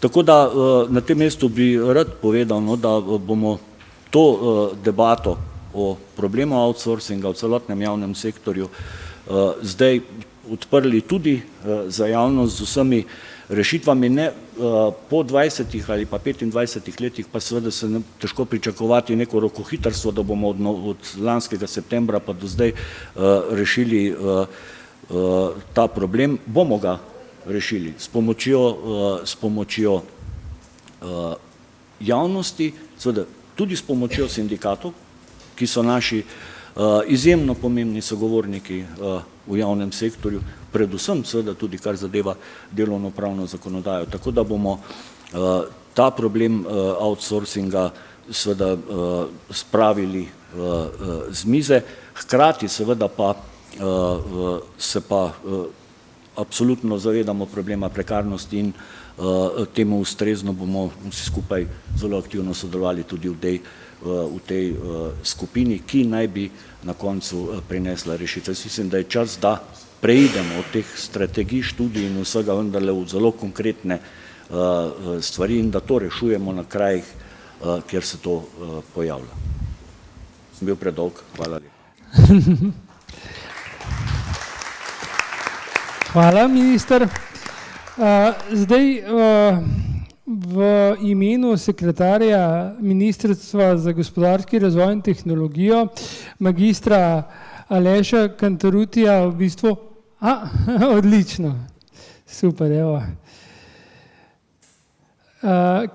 Vprašanje za vas bi bilo, katera podjetja po vaši oceni družbeno odgovornost umeščajo najvišje oziroma kaj je skupnega podjetjem, ki stavijo na trajnostni razvoj? Hvala lepa, hvala za povabilo. Pa bom tudi jaz malce širše vseeno zastavil zgodbo. Najprej upam, da me ne vidite kot seveda tisto ministrstvo in predstavnika ministrstva, ki seveda je nek glas gospodarstva kot negativca. Smo na isti strani, da se razumemo takoj. Bi pa vseeno rad izpostavil, da seveda to ni samo slovenski problem, da je to problem seveda celotne Evropske unije. Verjetno izhajajoč tudi iz tega, da prepočasi vsi skupaj sledimo spremembam, ki se dogajajo tudi na tem področju, pa velja tudi za druga področja.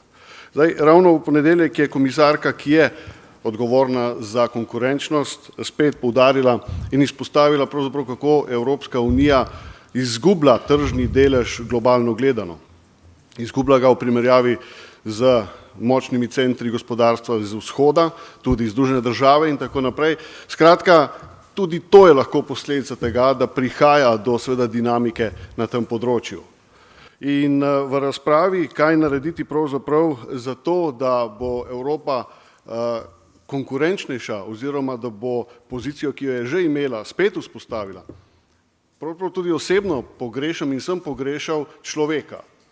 Človeka, zaposlenega, tistega, ki pravzaprav prispeva ključno k tej konkurenčnosti. Tudi vse digitalne tehnologije nam ne bodo nič koristile, če ne bomo imeli inovativne, prodorne ljudi, ki so, če želite, prostega duha tudi. Ker je tudi to pomembno, zato da smo na koncu vsi učinkoviti. In to je nekaj, kar je Evropa od nekdaj imela, to je vrednota, ki smo jo skozi razvoj vzpostavili, dobili in to vrednoto moramo seveda ščititi tudi naprej. O tem ni nobenega dvoma. Spremembe na trgu se torej dogajajo hitro. Dejstvo je, da sistem, pa ne bo to v Evropi ali pa v Sloveniji, ne sledi tem spremembam dovolj hitro. Včasih so te spremembe, in tukaj bi se navezal na ministra Pikala, ki je zelo modro govoril tudi o tem, da nekaterim pa pašejo določene oblike, ki jih te spremembe prinašajo. Vse več je pravzaprav projektnega dela in imamo stika seveda tudi na našem ministrstvu z velikimi strokovnjaki, eksperti, pravzaprav globalno gledano so na vrhu, ki jim ustreza to, da pol leta, pa leto, če je treba, trdo delajo, potem pa eno leto ne želijo slišati za to. Odklop, ker jim ta način življenja ustreza in ker so to zdaj že posvojili, Kar čem povedati je, da je treba tudi za takšne oblike zaposlovanja ali pa dela poiskati ustrezne pravne okvire. Ne samo za tiste robne, seveda, vsi se strinjamo tukaj, je preveč tudi v Evropi in tudi v Sloveniji, ampak tudi za oboje pravzaprav je treba hitro, učinkovito iskati ustrezne, rečeno je bilo že sistemske, neprijetna beseda, ampak vendarle okvirje. Tukaj bi se zdaj rad navezal na današnji podatek o tem, da je Slovenija po zadnji raziskavi oziroma pregledu konkurenčnosti IMD inštituta ostala na 37. mestu in znotraj indikatorjev ali pa kazalnikov, ki so še vedno kritični, je ob davčni obremenitvi in ob tujih investicijah v bistvu na 3. mestu od odzadaj gledano gor trg dela. 52. smo in še vedno torej krepko za povprečjem, za tem 37. mestom na, če temu takole rečemo, na področju delovnopravne zakonodaje. In tukaj si na ministrstvu že nekaj časa prizadevamo za večjo odzivnost, za večjo fleksibilnost, za to, da bi pravzaprav podjetja imela možnost na nek način seveda hitreje odreagirati in verjamem, da bi tudi na tak način s temi ukrepi lahko zmanjšali delež prekarnosti. In to je naloga, ki je pred vsemi nami, tudi pred vami, ki nam lahko seveda pomagate pri tem, da resnično pride do teh sprememb čim prej. Tukaj bi rekel še, da je nekaj momentov, ki lahko vplivajo tudi na ta slovenski pogled prekarnosti ali pa na pravzaprav recimo temu minimaliziranje tega v smislu, da seveda moramo, in to je bilo zdaj tudi rečeno, spodbujati gospodarstvo, podjetja, korporacije k temu, da je človek v osredju, da bomo konkurenčnost obdržali in jo povečali samo z odnosom do zaposlenih, ki jim pripada. Kajti največja vrlina in vrednost in prednost nam je pravzaprav točno to, ljudje s svojim znanjem, veščinami, kompetencami. Težko bomo sicer konkurirali, kot sem že prej rekel, ostalim centrom. In zdaj naša naloga na ministrstvu je nedvomno tudi ta, da spodbujamo podjetja k temu, da jih na nek način spodbujamo tudi skozi določene ukrepe, ki jih imamo na razpolago. Neprijetni so tisti seveda, ki se nanašajo na inštitucijski nadzor oziroma nadzor inšpektoratov in tako naprej. To je tisto, kar si pravzaprav ne želimo, radi bi prej se izognili pravzaprav do temu, da prihaja do teh deviacij. Tukaj na to vpliva najbolj pomembno tudi recimo tuje neposredne investicije. Nekateri tuji investitorji, pa upam se trditi kar v večini, imajo neke druge prakse in mislim, da kar dobro poskrbijo za svoje zaposlene in se lahko tudi slovenska podjetja včasih zgledujejo po tem. Skratka, kar želim tukaj povedati, je, da ta prenos praks seveda iz globalnega trga tudi v Slovenijo je včasih koristen. Zato, da mogoče spodbudi tudi naša podjetja k takšnemu ravnanju. To je dejstvo. Kot je tudi dejstvo, da vajeništvo, ki smo ga uvedli, vsaj pilotno pred nekaj leti, lahko pomembno vpliva k temu, da se vzpostavi vez med delodajalci in bodočimi zaposlenimi in ta osnovna vez potem, sem prepričan, ker je globoka zakoreninjena, traja naprej v karierni, da tako rečem, karieri vsakega zaposlenega. Tako da to so učinki ali pa ukrepi, s katerimi lahko se izognemo tudi prekarnemu delu. Konec koncev izzive prinaša digitalizacija in tukaj na tem mestu seveda tudi pri naših razpisih poskušamo čim večjo težo pravzaprav dati usposabljanju zaposlenih, da bodo pripravljeni na vseh nivojih, da bodo pripravljeni na čas, ko bo pravzaprav digitalizacija dejstvo. Vse to je že, ampak se še dogaja. Tako da tudi ta vidik je pomembno, da zaposlene usposobimo. Nenazadnje, jaz mislim, da v Sloveniji vendarle ni tako hudo, da imamo še vedno določen odnos, ki je posledica ali pa dediščina nekega prejšnjega sistema in to je treba varovati. Sem na tej strani in zagovarjam to.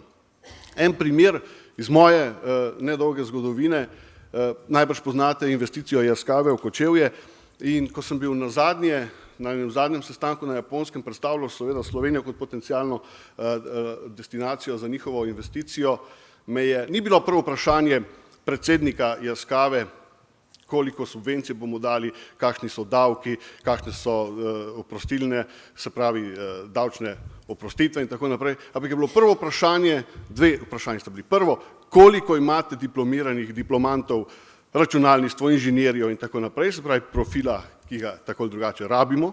In drugo, kakšen je odnos zaposlenih v Sloveniji do podjetja.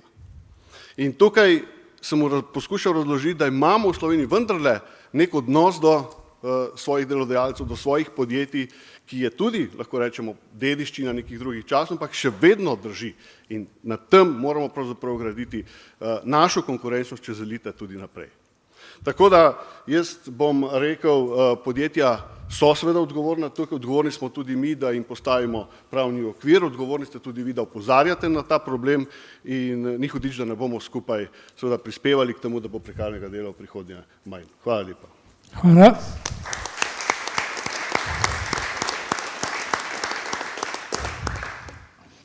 Sekretarka v kabinetu predsednika vlade Marjana Šarca, dr. Anja Kopač. Se pravi, vprašanje za vas bi bilo, kako visoko med prioritetami, ki si jih je koalicija zadala pred nastopom mandata vlade, je prekarnost? Oziroma, znotraj katerih resorjev bo odprava prekarnosti najbolj izboljšala razmere po vaši oceni? Hvala Črt, hvala za povabilo, lep pozdrav vsem, predvsem na začetku visokemu zboru in pa kolegom in kolegicam. Vedno, ko prijam na fakulteto za družbene vede, se še vedno počutim, kot da sem doma, tako da hvala za povabilo. Kar se tiče vlade, v tem trenutku lahko rečemo že samo s tem, kdo tukaj danes sedi, da je odprava prekarnosti zelo visoko med prioritetami, tudi zastavljeno z vidika medresorske delovne skupine, o katerem je bilo veliko govora. Skratka, medsektorsko, torej sektorski pogled in pa predvsem povezanost, ker vlada je kolektivni organ, predvsem to, da iz vrha, lahko rečemo, imajo podporo vsi resorji, da izpeljajo stvari, ki so nujno potrebne. Vsekakor je pa to, kar je bilo že omenjeno z vseh strani drugih akterjev, morda zgodovinskega spomina, toliko let smo se borili za določene stvari, tako sedaj smo veseli, da je inšpektorat dobil dodatne zaposlitve, ker vemo, da je problem nadzora. Po drugi strani je prvič odprto po dolgem času zaposlovanje in možnost, da se insourcing dejansko izpelje, da zaposlujemo v državni upravi, da je več sredstev, da so mladi raziskovalci plačani, skratka, se stvari premikajo. Ampak tu gre za vprašanje, bomo rekli, reševanja na mikroravni. Tukaj bi pa morda vseeno kot bivša raziskovalka z tega področja, tudi ministrica in državna sekretarka z tega področja, povedala, da se stvari odvijajo hitreje, kot so se v preteklosti, predvsem zaradi tega, ker gre za, bomo rekli, širše družbeno spoznanje, da gre tako za pomembno družbeno kot tudi ekonomsko vprašanje. Slovenija je mala družba, imamo 2 milijona ljudi, in danes trg dela zelo jasno kaže, da prekarnost ali nezadovoljstvo delavcev imajo svojo ceno in človek zopet se postavlja v pravo razmerje do kapitala. In mislim, da se bodo ta vprašanja danes drugače reševala, kot so se v preteklosti. Vsekakor pa lahko na preteklih izkušnjah sklepamo, da brez regulacije, ki pa je v pristojnosti države, to ne bo izpeljano. Torej, tu je zdaj vprašanje, na kakšen način bo država regulirala svoje temeljne sisteme. Tukaj govorimo o trgu dela kot delovno razmerje, kot tako digitalizacijo in vsem, kar se dogaja na področju trga dela. In po drugi strani morate vedeti, ko govorimo o elementih socialne varnosti, ključno, kaj bomo storili za spreminjanje sistemov socialne varnosti. Sistemi socialne varnosti so nastali Bismarcka dalje, očeta socialne države, 19. stoletje, danes bistveno drugačni pogoji. In seveda, ko mi vzpostavljamo problem, rečemo SP-ju in rečemo SP je problem, smo žal daleč od rešitve, ker samostojni podjetniki so nastali in naj bi realizirali samostojno pobudo podjetniško. In dokler je temu tako, ni nič narobe. Verjetno se pa moramo vprašati znotraj SP-ov, pogledamo številko in vidimo, da je na primer 14.000 tam okoli, podatki z lanskega leta, so ekonomsko odvisne osebe, ki delajo samo za enega delodajalca in nimajo nobenega zaposlenega. Ali je to, torej vprašanje, ali je to še, da ga regulira zakon o delovnih razmerjih, ali ZGD, kot je danes. Torej dejansko moramo pogledati, kako dela raziskava MEPA, ki je bila danes že omenjena, gledajo se posamezne oblike dela.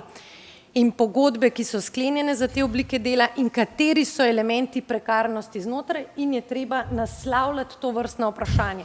Ker dokrat govorimo vse na počez, smo žal, nismo bliže rešitve, ki jo potrebujemo. Tudi vprašanje, naprimer danes, mi smo šli dolgo časa po logiki vsako delo šteje, torej veste, da je bilo avtorske podjemne pogodbe, se plačujejo prispevki. Ja res, ampak ti prispevki ne zagotavljajo, so plačani, vendar še vedno ne zadostujo za primerno socialno varnost. In je tukaj verjetno tudi vprašanje in možno samo med politiko in stroko dogovor o tem, kaj bomo storili naslednji korak. Potrebujemo out of the box rešitve. Torej rešitev verjetno, ali je delovno razmerje, na kakšen način bomo delovnemu razmerju, tako kot je danes, ga prepoznali za nedoločen čas, kot tako, kateri so tisti elementi. Ker ni, morate se zavedati, ni samo zaposlitev za nedoločen čas tista, ki je lahko standardna in unikatna in lahko rečemo, da ima vse elemente in da je super. Zaposlitev za nedoločen čas na Danskem pomeni nekaj drugega kot v Sloveniji. Zaposlitev za določen čas v Sloveniji pomeni bistveno drugače kot kje drugje v Evropi. Zato, če rečemo, da so vse zaposlitve pri nas, ki so za določen čas prekarne, verjetno nismo daleč blizu oziroma smo daleč od pravih rešitev. Tako da vsekakor gre za družbeno-ekonomski problem, ker gre namreč o tem, da mi, kot je gospa profesor Kalinova dobro na začetku povedala, naši družbi, ki je osnovi izjemno socialno kohezivna in potrebujemo dejansko vse za mizo in enako opolnomočene, je to vprašanje morda še toliko bolj relevantno. In mi moramo kot družba, kot država narediti več za to, da bomo vključili vse posameznike, zagotovili, ker to pa vemo, kaj prekarnost je, da umanjka ekonomske, socialne in pravne varnosti. In v bistvu potrebno res pogledati vsako posamezno obliko in ji pridati več socialne varnosti, to pomeni spreminjanje sistemov socialne varnosti, več elementov pravne varnosti, kjer gre predvsem za zakon o delovnih razmerjih in vprašanje tudi osnovnih temeljnih pravic delavcev, koncept zaposljivosti in vprašanje dejansko, kako bomo na trgu vse v digitalizaciji in vsem tem, kar se dogaja delavci, lahko zaposljivi preko celotne svoje kariere, na kakšen način država to podpre, tako delodajalce, hkrati pa seveda tisto, kar je bilo tudi strani državnega sekretarja z gospodarstva povedano, treba bo tudi seveda, da se delodajalci zavedo pomena vključenih, zadovoljnih delavcev in tu smo bliže predvsem zaradi stanja, ki je na trgu dela in v bistvu tudi ekonomske številke to zelo dobro pokažejo. Tako da take konference in ta energija, ki je, so ključno pomembna, ker potrebujemo širši družbeni konsenz za to, da bomo stvari premaknili v pravo smer. Hvala. Hvala. Glavni inšpektor za delo, Jadranko Grlič, prosim. Pravi, Inšpektorat Republike Slovenije za delo bo letos dobil 10 novih članov, 10 inšpektorjev. Trend naj bi se v naslednjih 4 letih, kot smo govorili tudi z državnim sekretarjem, nadaljeval v danem obsegu. Koliko inšpektorjev bi potrebovali, da bi vaše delo potekalo povsem brez težav, je prvo vprašanje. Drugo pa, katere ukrepe bi bilo še pomembno sprejeti, da bi bila kazen ob zlorabi zakonodaje hujša od profita, ki ob zlorabi zakonodaje nastane? Hvala. Hvala lepa za besedo. Vesel sem, da na tako eminentnem skupu se tudi sliši glas Inšpektorata za delo. Ker namreč pogosto so nekašna mnenja, da Inšpektorat za delo slabo opravlja svoje delo, da ne ugotavlja veliko kršitev glede delovnopravne zakonodaje. Spoštovani, vsem vam je znana kadrovska podhranjenost Inšpektorata za delo. V letu 2018 je 50 inšpektorjev na področju delovnih razmerij opravljalo nadzore. Veseli smo, da je v letu 2018 vlada sklepom še povečala kadrovski načrtom, povečala število inšpektorjev za 5 inšpektorjev. V letu 2010 je to povečalo z 10 novih zaposlitev.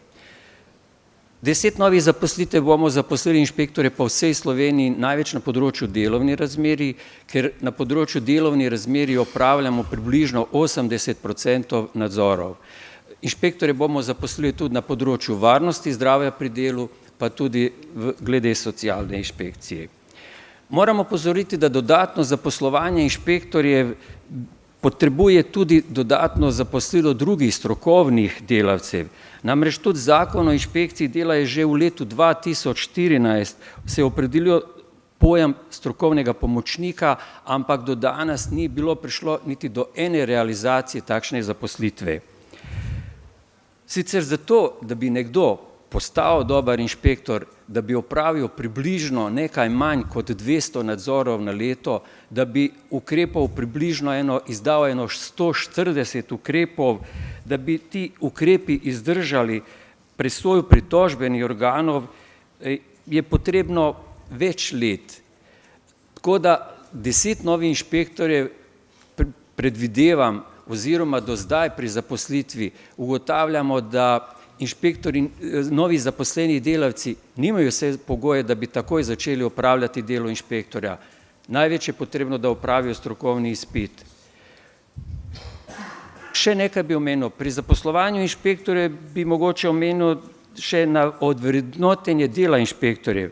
Začetni plačilni razred inšpektorja z najmanj 5 let delovnih izkušenj je 37. oziroma koncem leta po letošnji pogajanji sindikatov z vlado 38. plačilni razred. Na vprašanje, koliko inšpektorjev bi potrebovali, da bi delo potekalo povsem brez težav, lahko odgovorim s podatkom, da vsi inšpektori skupaj, ko opravimo 15.000 nadzorov, izrečemo približno še dvakrat 25.000 ukrepov.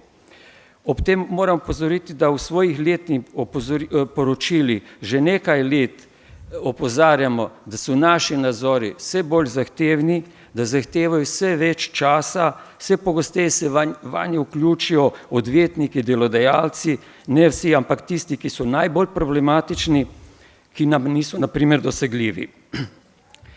Število poslovnih subjektov v Sloveniji narašča vsako leto.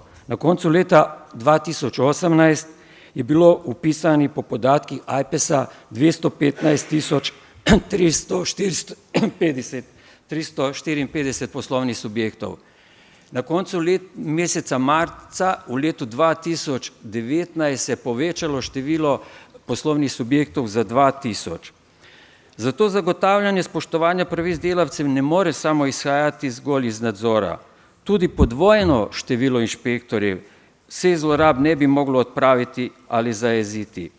Pomembno je tudi čim tesnejše sodelovanje različnih nadzornih organov, ki smo ga po moji oceni z večjimi nadzornimi organi okrepili v zadnjem letu.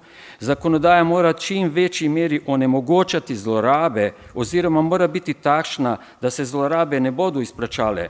Na primer, glede obremenitve različnih oblikov, ustvarjati moramo tudi kulturo spoštovanja pravic delavcev in delodajalcev, da je delavec, v katerega delodajalec vlaga, dober delavec, da drugi poslovni subjekti ne bodo poslovali s kršitelji.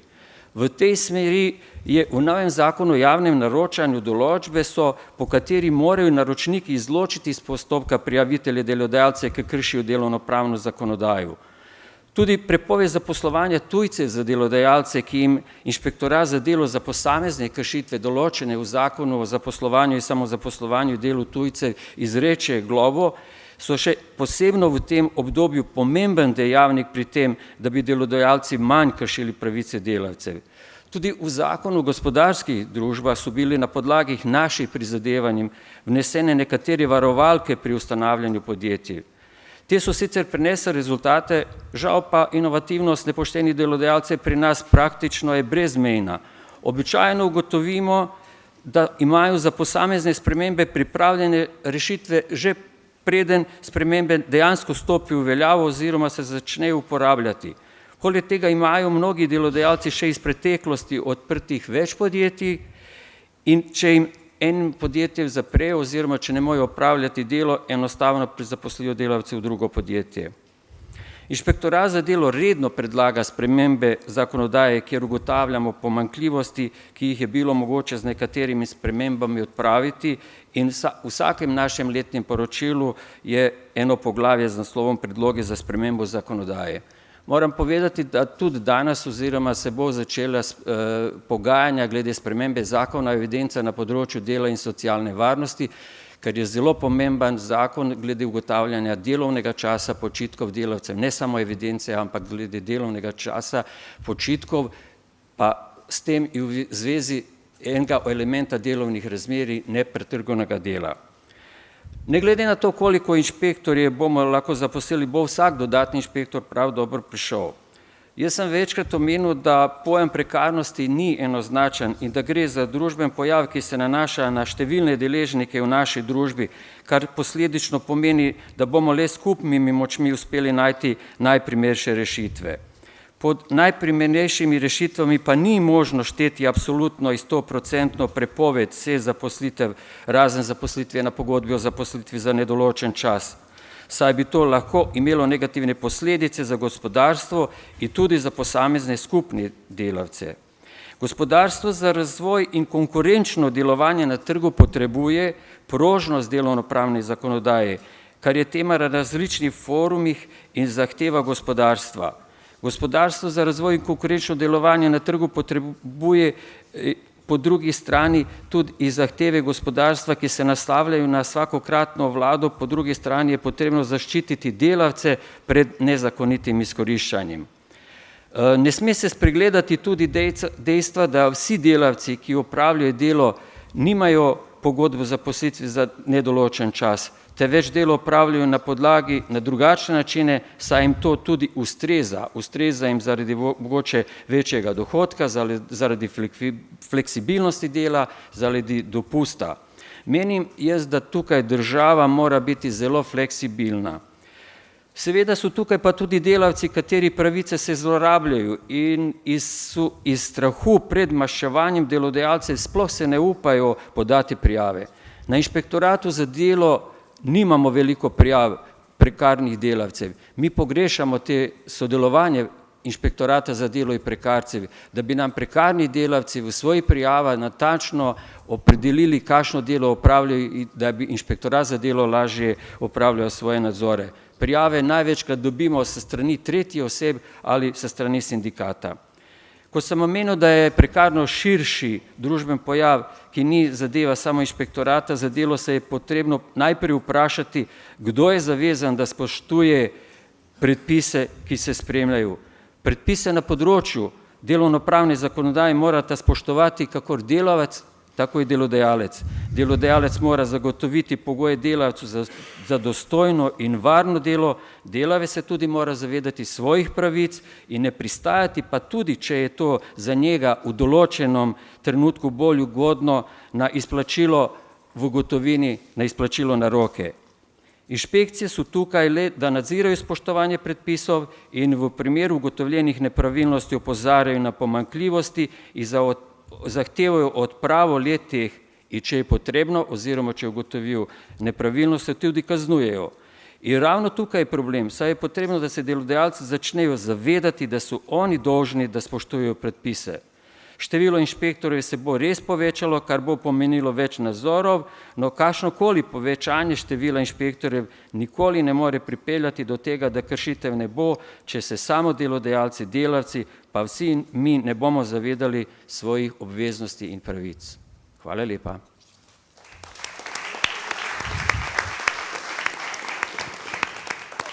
Hvala.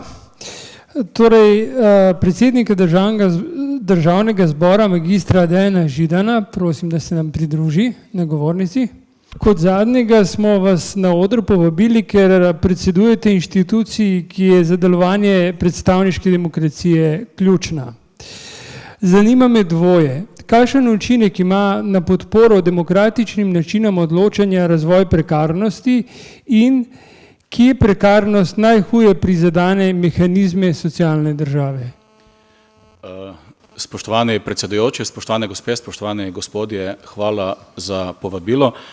Naj takoj na začetku povem, ko sem dobil to možnost, da sem postal predsednik Državnega zbora, sem preveril, pri nas nimamo prekarcev, oziroma nimamo outsourcinga. Vse počnemo sami, imamo pa seveda velike težave, ker je nekatere poklicne skupine zelo težko dobiti.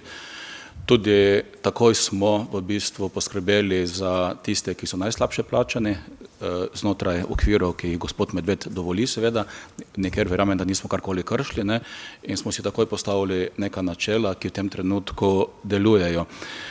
Jaz ne bom govoril zdaj zelo sistematično, ker nekateri ste pred mano to zelo dobro vse povedali. Nekaj izkušenj, če mi dovolite, bi povedal. Sam sem se z prekarnostjo v politiki srečal pred nekaj leti. Takrat smo se več pogovarjali o neučinkovitem inšpekcijskem nadzoru, ki se je spremenil, ker so pooblastila drugačna. Zlasti je ta odločba, ki v bistvu omogoča, da se, če se ugotovi, da gre za običajno delovno razmerje, prije do prekvalifikacije, naredila velik korak naprej. Druga stvar, o kateri smo se pogovarjali, pa približno ista kot danes, ali znamo povedati enostavno definicijo. Tu moramo še kakšne korake narediti, ne. Tretje, a znamo narediti, da jo vsi razumemo prekarnost kot problem. Namreč, ker če jo širše družbeno razumemo kot problem, potem je lažje reševati. Potem pa smo zelo hitro postali pozorni še na nekaj, ne, da v bistvu, ko gledamo na prekarnost, ne gledamo samo kot na konflikt med kapitalom pa delom, ki, a si priznamo ali ne, je vedno prisoten, sedaj je prisoten in bo tudi kasneje prisoten. In mimogrede tu imamo težave, zato ker kapital zelo jasno definira svoj interes, nižja cena, fleksibilnost in čim manj standardov, ker je pač cilj je dobiček, ne. Interes seveda delavca je tudi dosti jasno definiran, težava pa je, in zato je tako velika različnost znotraj javnega sektorja in gospodarstva, zato ker je sindikalna organiziranost na žalost v gospodarstvu se delno razgradila. In jaz želim vse narediti, da bo čim več ljudi članov sindikata, ker če sindikat ne bo imel moči, karkoli bomo tu govorili, ne, enostavno pravega borca, ki je najbolj učinkovit za interese delavcev, če ga ni. In to bi moral biti dejansko tudi neki družbeni projekt, kako ljudi prepričati, da naj ne pričakujejo, da se drugi borijo za njihove interese. Tega ni, v praksi tega ni in se ne obnese. Zelo hitro smo postali pozorni pa še na nekaj drugega, in to je, da v bistvu prekarnost takšna, kot je, delno razgrajuje model države, ki je pa dober. In to je model države, ki na nekaterih področjih temelji na znotraj in medgeneracijski solidarnosti. In model prekarnosti to razgrajuje. Saj tisto, kar je bilo predtem povedano, ne, mi ko opazujemo dva področja, ki jih mi razumemo seveda kot neke vrste človekovo pravico, to je zdravstvo, šolstvo in potem tudi pokojninsko blagajno, ne, z prekarnostjo obe največji blagajni delno razgrajujemo. In to je grozno, ker spreminjamo način življenja, ki je v resnici dober in daje vsem posameznikom v tej državi neko večjo varnost. Torej, ni prekarnost problem samo za stališča posameznika, ampak je izraziti problem tudi zato, ker nam sistem delovanja razgrajuje. Potem ena zadeva, kar je bila zelo jasno, je potrebno povedati, vsi, tudi sam sem se posvetoval z ljudmi znotraj Slovenije in tudi izven Slovenije. Zelo povedni je bilo moje srečanje s predsednikom vlade Švedske. Anja, ti si bila takrat zraven, skupaj smo bila, ne, ki je ponovno predsednik, podobno kot Slovenije manjšinske vlade, ne, pa se pogovarjamo za Anjo o prekarnosti in prekarnosti, ker je tudi tam težava, ne, in jo skušajo reducirati na čim nižjo raven. In gospod v nekem trenutku ugotovi, da so različne oblike dela pri nas različno taksirane. In jaz se prosto menjam, kak rekel Dejan, vsaka sekunda pogovor naprej je v stran vržen čas, kar se tiče tebe, Anje in mene. Kadar obstaja tako močan tale denarni vzvod, finančni vzvod, kakršnega imate v Sloveniji, karkoli napisate, karkoli regulirate, ne bo uspelo, zato ker model borbe proti prekarnosti je neuspešen, če izhajate iz tega, da je pravilno, da so različne oblike dela različno taksirane, pa še družba razgrajuje. In tega si mi moramo zavedati, tako da, ko govorimo o regulaciji, pa moramo govoriti o regulaciji, ne, moramo tudi to rešiti. Povsem jasno nam mora biti, da to ne moramo rešiti čez noč, da rešitve morajo biti postopne. Ampak ta velik motiv delodajalcev, ki je finančni motiv, čez čas več ne sme obstajati. Kajti, če bo obstajal, ne bomo uspešni. Mogoče še ena izkušnja, v tem trenutku je politična klima tudi v državnem zboru, ker pač vsem prvi med enakimi izrazito naklonjena spremembam, da bi to družbeno zlo obvladali. Zato je zelo odgovorna naloga pri tej delovni skupini, ki jo vodi magister Tilen Božič, da v relativno hitrem času pride z rešitvam. Jaz vam naprej povem, da bodo to rešitve, ki bodo znotraj državnega zbora imele izjemno veliko podporo. Jasno, potrebno je v bistvu tudi pri tako imenovanih prekarnih oblikah dela bolj zagotoviti delovno varnost, socialno varnost, pravno varnost, kar se da. Pa ni nujno, da povsod vzamemo neke svoje slovenske ideje, pogledamo tudi čez mejo, tudi Švedsko, če je potrebno, ne. Še nekaterih drugih področjih je potrebno sistem prilagoditi, ampak dajmo sedaj izkoristiti čas. Torej, povzetek, čas za pomemben korak naprej je primeren. Nikoli ne vemo, kako dolgo bo časovno okno odprto, zato ga je potrebno izkoristiti. In kot tretje, spopadimo se z tem finančnim vzvodom, ki v bistvu motivira ljudi na obeh straneh, ne, da je prekarnega dela več, kot bi bilo potrebno, kar kažejo, jaz sicer nimam neki točni podatek, ampak imam pa občutek, ko se pogovarjam z ljudmi, ne, da to, kar smo vsi verjeli, ko bo ponovno konjunktura, ko bo ljudi primanjkovalo, ko bo delavec ponovno vrednota, saj lastnik kapitala, lastnik podjetja, direktor podjetja, torej upravljalec, ne, danes zelo težko dobi dobre ljudi. Da bo to glavni motiv, da se bo število prekarcev v Sloveniji hitro zmanjševalo, ampak mi tega nikjer ne opazimo. Torej imamo napako v sistemu, ki še vedno generira pretirano prekarnost. Spoštovane gospe, spoštovani gospodje, če bo in bo današnja razprava in zbornik pomoč tej operativni skupini, ker sedaj kakšen bo potek, operativna skupina na vladi, kjer ste notri ljudje, ki razumete, znate, poznate in znate potem iskati tudi ustrezne ukrepe, ta skupina naj čim prej pripravi svoje predloge, da se bodo lahko prelili v zakonodajne osnutke, da čim prej pridejo v parlament, ki jih mora sprejeti, politična volja v tem trenutku prisotna. Torej, najlepša hvala za vaš trud. Hvala. Torej, za izvedbo današnjega dogodka so kolegice in kolegi tudi odgovorni, se pravi, naj jih predstavim.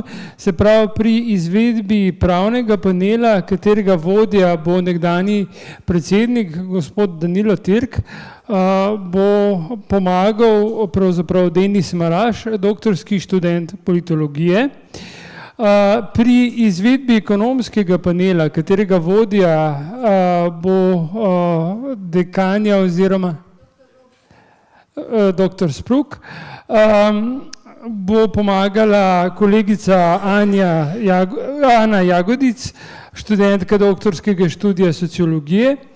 Pri izvedbi interdisciplinarnega panela, katerega vodja je profesorica Aleksandra Kanjov-Marčela, bo pomagala Teja Teodora Ristovska, študentka doktorskega študija obramboslovja. Pomagali pa nam boste tudi kolegica Maruša Nardoni, ki je tudi kolegica na doktorskem študiju, in Nina Zadnik, ki je iz ekonomske fakultete magistrska študentka, ki se prekarnosti posveča kot temi. Se pravi, v tem trenutku je 10-minutni odmor, predlagam, da si privoščite odzunaj kavo.